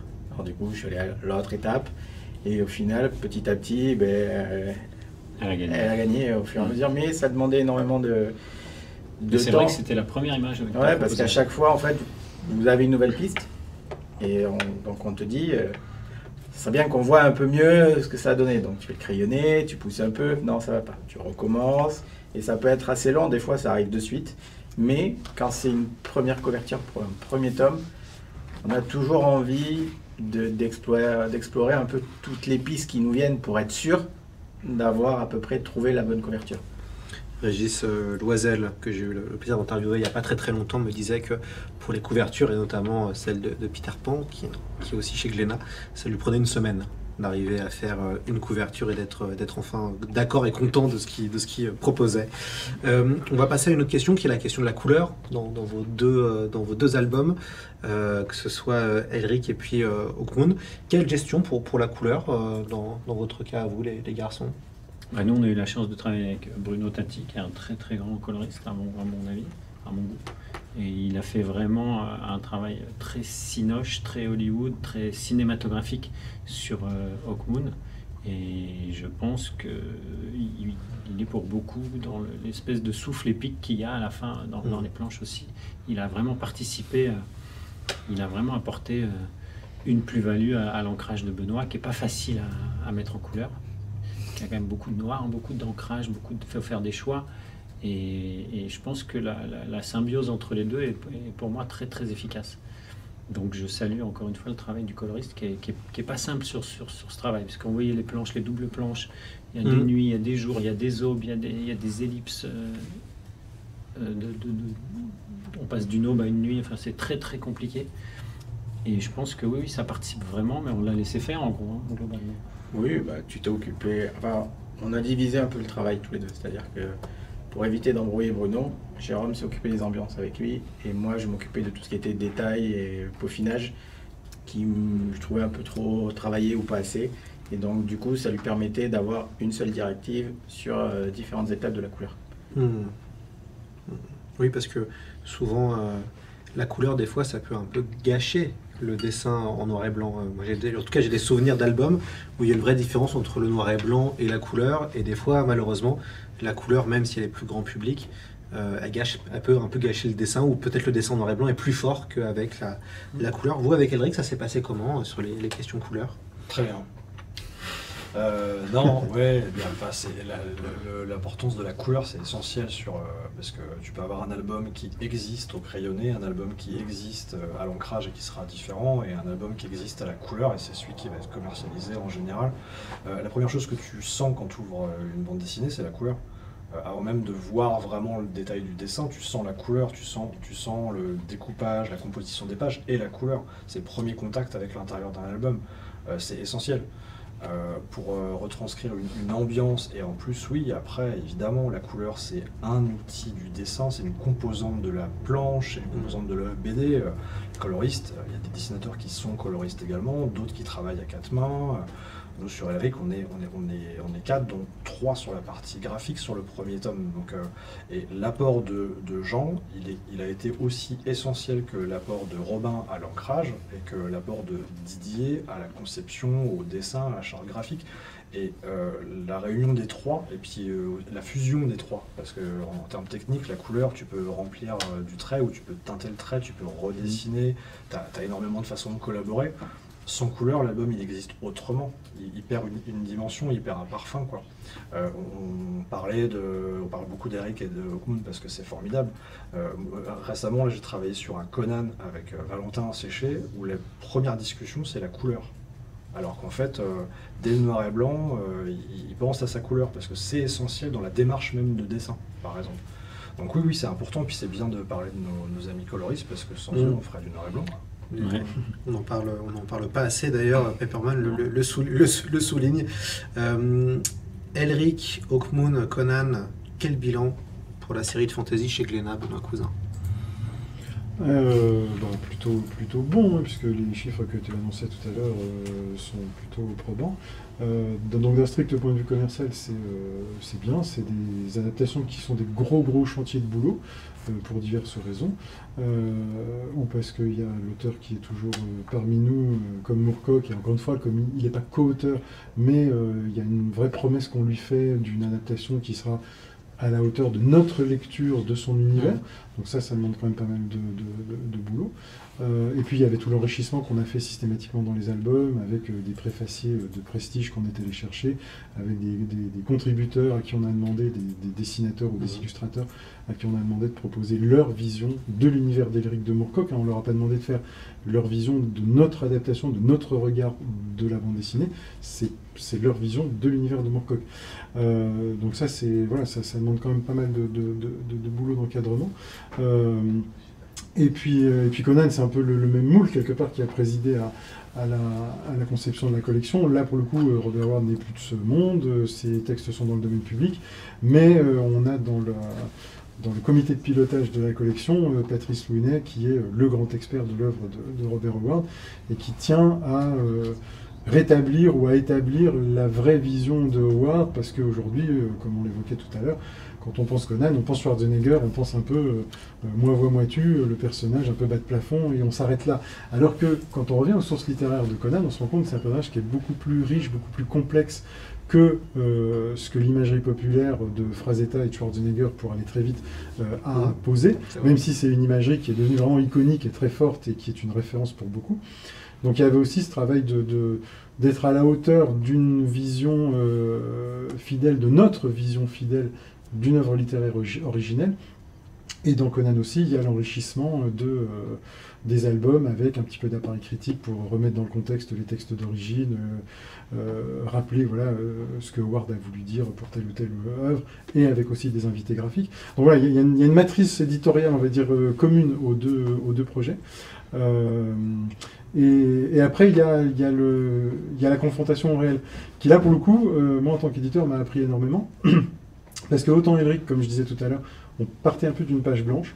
Il n'y a pas l'icône incontournable graphique d'Elric aujourd'hui qui s'est imposée. Et ça a été une vraie chance, parce qu'on a su, et eu la chance avec la proposition qui a été faite, de convaincre à la fois les fans hardcore et ceux qui ne connaissaient pas. Tout le monde s'y est retrouvé. Donc ça a été notre vraie chance là-dessus.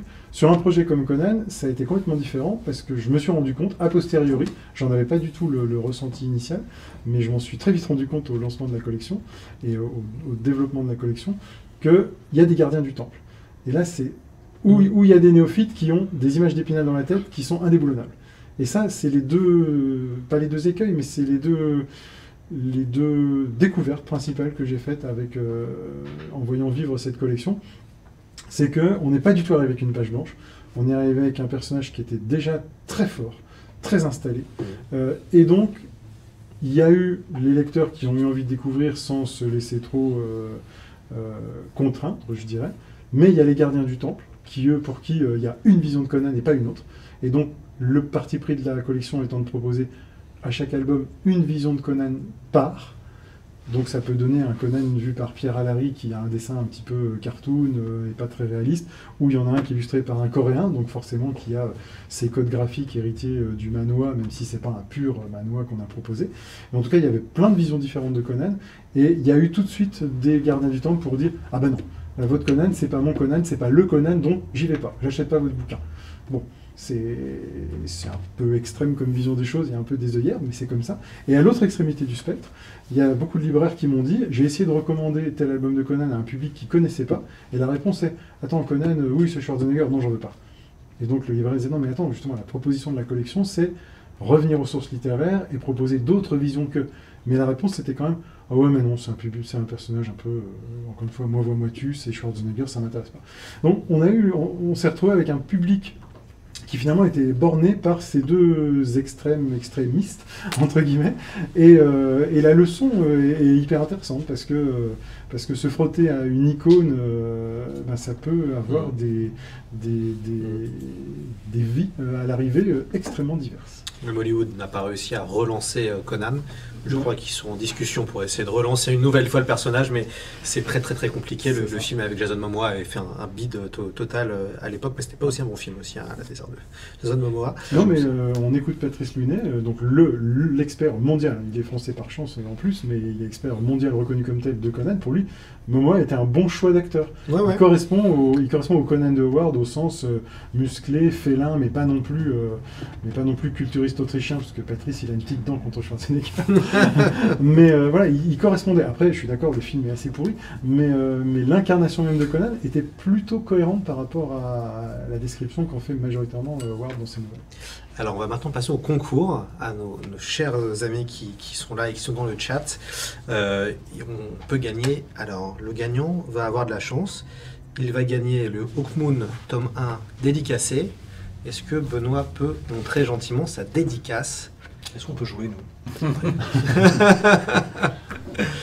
Voilà, très belle dédicace, dédicacée aussi par Jérôme.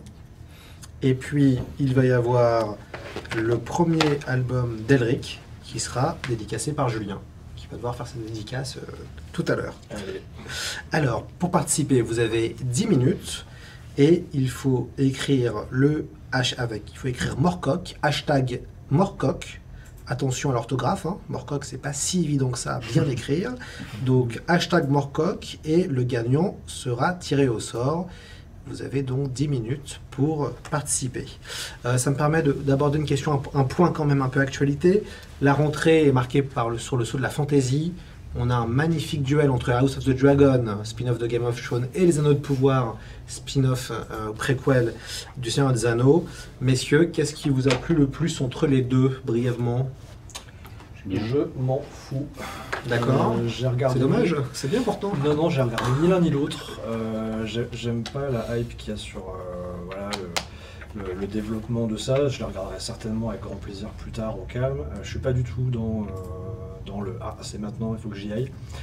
Puis j'ai un très très bon souvenir de ce qui a été déjà fait et je me méfie beaucoup de cette nouvelle proposition, donc j'y vais pas tout de suite. Pas tout de suite. Jérôme.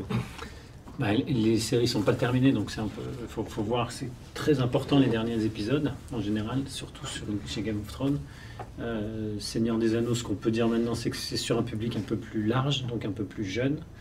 Et House of the Dragon, c'est sur un public plus adulte. C'est plus sombre, plus dark, mais voilà. Moi, je vais pas en parler tant que j'ai pas la fin des arches de tout le monde, parce qu'il manque quand même pas mal d'infos. Mais je les regarde. C'est déjà bon signe, je les regarde tous. Donc. Benoît? Je les regarde tous. Après, je suis d'accord avec Jérôme, c'est-à-dire que les séries, généralement, maintenant, c'est un grand épisode qui est coupé en différents épisodes. Et tant que vous n'avez pas la totalité des épisodes, en fait, c'est dur de se faire un avis. C'est vrai qu'il peut y avoir tel ou tel épisode où vous avez une affinité un peu plus grande, mais au final, pour vous faire vraiment un avis, c'est quand vous aurez bouclé la saison, vous saurez, en fait, si vraiment ça vous a plu ou pas. Donc là, pour le moment, il reste quelques épisodes à digérer, on verra ça après. Moi, je suis comme Julien, pas du tout dans la hype. Je préfère justement que ça s'éloigne un petit peu, parce que c'est un peu comme ça qu'il y a une telle proposition de série aujourd'hui que moi, je suis plutôt à attendre que ça se bonifie, que ça mûrisse bien ou pas, pour me lancer dans l'aventure du début du visionnage. Ça m'a permis d'éviter un certain nombre d'heures perdues, je pense, au visionnage, dans mon peu de temps disponible pour ça. Donc voilà, j'ai regardé un peu les reviews et tout ça. J'avoue que j'ai un petit peu peur du côté très woke de Seigneur des Anneaux, qui me fait un peu peur. On sent que ça a été polissé et que c'est censé plaire à tout le monde, mais alors vraiment tout le monde. Ça sent un peu trop la fabrication à ce niveau-là. Bah, c'est mon premier feeling, hein. J'ai pas vu. Après, ça a l'air très beau. Bayona à la réalisation, c'est un bon choix, je pense. C'est un mec qui a du métier. Donc, bon. Mais voilà, je me ferai un avis plus tard, à tête reposée, quand il n'y aura pas la hype, parce que je m'en fous de la hype. Très bien, bah, on encourage les gens du chat à regarder par eux-mêmes aussi ces deux séries qui font du bien quand on aime la fantasy. Alors, on va terminer sur vos actualités, messieurs. C'est quand la suite d'Hawkmoon? Vous en êtes où? Là, actuellement, je termine l'ancrage du tome 2. Très bien. Donc, logiquement, second trimestre l'année prochaine. Donc, il y aura 4, je crois, c'est ça? Oui, 4 c'est ça. volumes. Premier cycle de 4 tomes. C'est ça. Et après, un par an. À partir de Un par an. Ouais. Magnifique. On a déjà hâte. Voilà. La fin se termine en queue. Je dirais pas en queue de poisson, mais il y a quand même, on a envie de lire la suite. Voilà, on a envie de lire la suite. Ça donne surtout envie de lire Hawkmoon. C'est déjà ça. Voilà, déjà ça, si on veut pas attendre comme monsieur devait attendre Cédric, C'est ça. on peut aussi aller chez son libraire et acheter la suite. Je crois que Elric va bientôt revenir, Benoît. Alors et après déjà, Julien. moi, je voudrais bien régler une injustice, c'est que nous, on a temporisé la sortie des albums pour que Benoît ait le temps de les relire. Ah, c'est gentil. C'est une vraie C'est donnée, aussi ça. C'est bien de la donner. Il faut la donner, grâce ça. à ce rythme, Ouais. on a un Hawkmoon qui arrive aujourd'hui de C'est qualité, sympa. tu vois, donc voilà, remettons les choses. Alors, Elric va revenir. Elric reviendra comme James Bond, il va revenir pour Ah. un deuxième cycle de 4 tomes.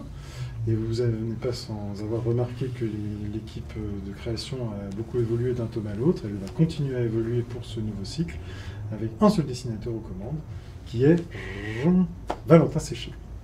Waouh, on a une dessinateur exclue. de Métabaron, Magnifique. voilà, qui va reprendre Elric pour ce nouveau cycle de 4 tomes.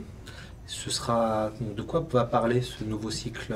Quelle partie vous adaptez, Julien? En fait, on avait envie de faire tout le début dans le cycle Melny Bonnet, les fondamentaux, l'histoire, et on a envie de faire toute la fin dans le second cycle qui est Tanlorn, qui est le premier, c'était l'histoire d'amour tragique d'Eric et Silmaril, et le deuxième, ça va être l'histoire d'amour tragique d'Eric et Stormbringer jusqu'à la fin des temps.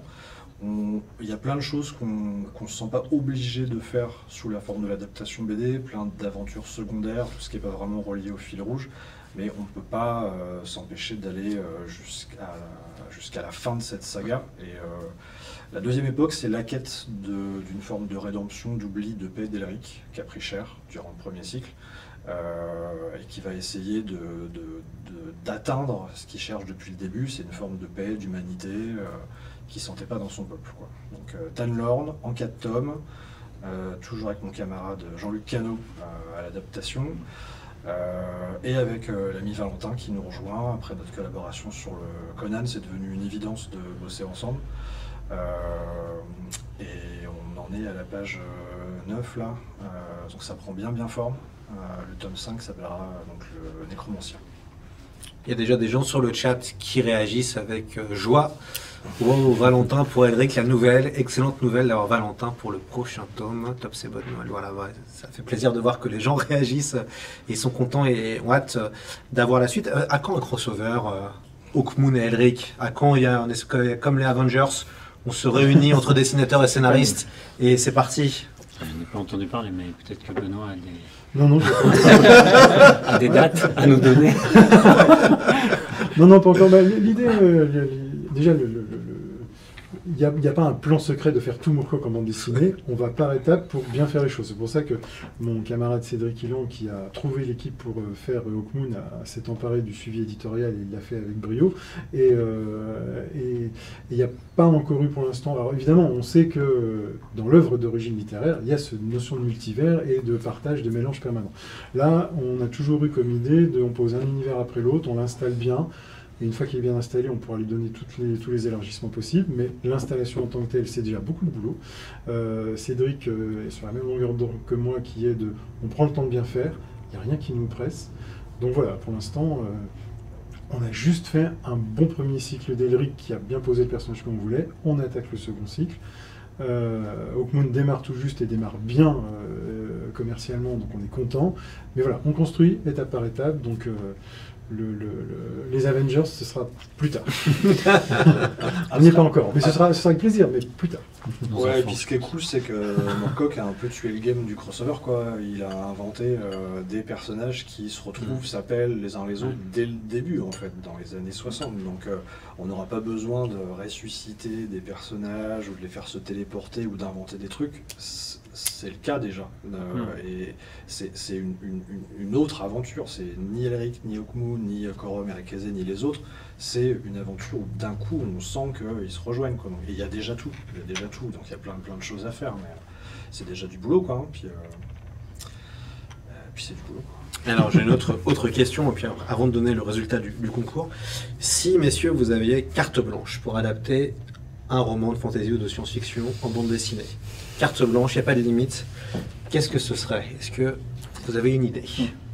Moi, il y en a deux, mais je pense que l'Assassin Royal, c'est pour faire un truc en ciné, en tout cas. De Robin Hobb, disponible chez Pygmalion. Et La Compagnie Noire, ça pourrait être pas mal aussi. Glencock, disponible, je crois, chez J'ai lu. Et La Talente en grand format. Et La Talente en grand format. Enfin, ils ont perdu les droits. Ah, d'accord. Ça, c'est deux grandes sagas d'Heroic Fantasy qui sont très, très, très quali et qui n'ont pas eu beaucoup d'adaptation Tout à sur fait. des supports autres. On regarde Benoît comme ça. Benoît, toi? Malheureusement, je rejoins Jérôme. La Compagnie Noire serait quelque chose, un gros défi. Mais je me suis tellement amusé à les lire que le mettre en image, ça serait quand même l'éclate. Parce qu'il y a très peu d'infos en fait sur à quoi ressemble l'univers. Bien sûr. C'est assez perché comme œuvre. Donc c'est très intéressant.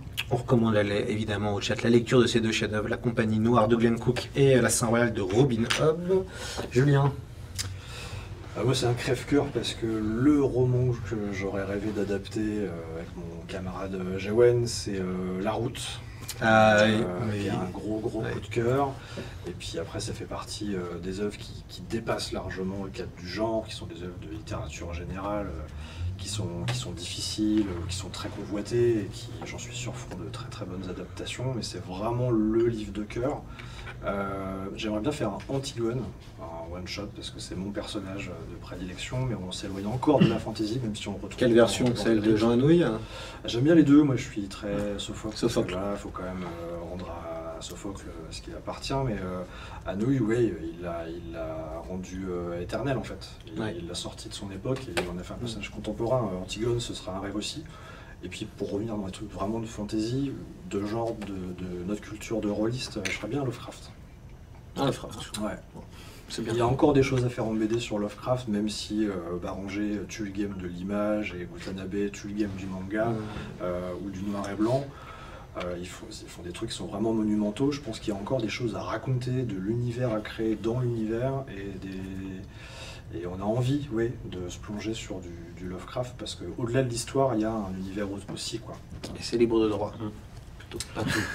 C'est pas moi qui Pas paye. tout. Mais Et c'est libre, tu vois. Toujours. très mal adapté au cinéma, toujours Lovecraft. Toujours. Très mal, qu'il n'y a pas eu encore de belle adaptation. Benoît, le fantasme alors de quelle saga de fantasy ou de science-fiction Je dirais Lovecraft aussi parce que c'est voilà, le rôliste en moi est quand même très très ancré. Donc les souvenirs de l'appel de tous sont forts. Et puis surtout Lovecraft, ça me permettrait de tourner autour peut-être de résoudre d'ailleurs une question qui me taraude beaucoup, c'est comment faire peur en bande dessinée. Je trouve que c'est quelque chose de très très difficile. En bande dessinée, on n'a pas le montage, on n'a pas le son du cinéma. On a la contrainte d'ouvrir toujours une double page systématique, donc on peut faire peur facilement, je dirais. On tourne la page, et boum, il y a un truc. Mais cette peur-là, l'équivalent du jumpscare au cinéma, elle m'intéresse moyennement. C'est plutôt un stylet, un malaise au long, persistant, et ça, c'est quand même très très difficile à faire en BD. Moi, en tant que lecteur de BD, j'ai rarement ressenti ça, et j'aimerais bien réussir à éditer un livre ou une saga qui réussissent à relever ce défi-là. à faire frissonner, ouais. Faire vraiment peur en BD. Voilà, on ferme le bouquin. Moi, j'ai souvenir, ayant lu Lovecraft plus jeune, quand j'ai lu La couleur tombée du ciel adolescent, j'ai regardé sous mon lit avant d'éteindre la lumière, parce que franchement, c'était une miquette. Donc voilà, retrouver cette sensation-là, ça me ferait vraiment plaisir. Puis alors, dans un registre complètement différent, moi, mon roman de cœur, mon Antigone à moi, C'est Orange Mécanique d'Anthony Burgess. J'adore ce roman. J'adore le film de Kubrick, mais les deux sont très différents. Ouais, tout à fait. Et faire un truc d'aujourd'hui génial en bande dessinée autour d'Orange Mécanique, j'avoue, ça me ferait plaisir de publier ça. Avec des mots russes et des Peut-être mots... une petite pensée pour les auteurs français, parce qu'ils sont quand même très bons. On parle beaucoup des anglo-saxons, mais je pense que Mathieu Gabory mériterait des adaptations tout à fait haut de gamme. Les Crépusculaires et Abîme, c'est des romans excellents qui sont... Tout à fait. Roman culte des années 90. Ouais, tout à fait. On ne parle pas des Français, mais il y a La Horde du Contrevent, qui est une très belle adaptation en Oui, BD.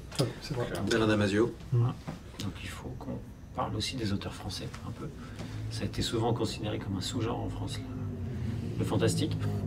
Et là, on a la chance d'avoir une génération d'auteurs quali, donc il faut aussi les mettre en image. Alors avant de conclure et de se dire au revoir, on va voir qui est le gagnant de notre chat. Julien Blondel, mais c'est fou ça. Encore les vies. Alors, c'est Arki JP, c'est ça, qui a gagné les 2 albums. Bravo Arki JP. Est-ce que Arki JP est là?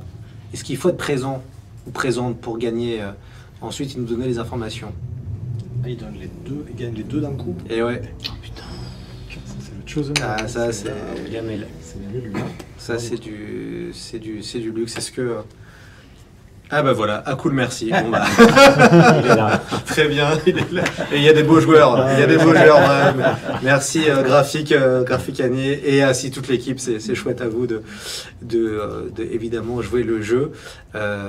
Et merci à la gagnante, au gagnant Arki JP de se mettre en contact avec la team Glénat pour qu'on puisse envoyer les albums à la maison. Très bien, et bah on arrive à la fin de ce live. Un grand merci à vous, les garçons. Un grand merci à Julien Blondel, Benoît Cousin, Jérôme Legris et Benoît Delac pour votre participation, d'avoir joué le jeu, d'avoir dessiné. Il reste une dédicace à monsieur à faire à la fin du live. Et un grand merci à vous, tout le chat, d'avoir été présent. J'espère que ce premier live organisé par les éditions Glénat vous a plu, les lives imaginaires. Et on se retrouve la semaine prochaine avec le live métaux qui aura lieu le jeudi 13 octobre de 18h30 à 20h30. N'hésitez pas à nous retrouver la semaine prochaine. Et encore merci aussi à la technique qui permet que tout ça soit possible aux gens de l'ombre. Voilà, merci à vous et belle soirée à vous. Merci. À bientôt. Merci.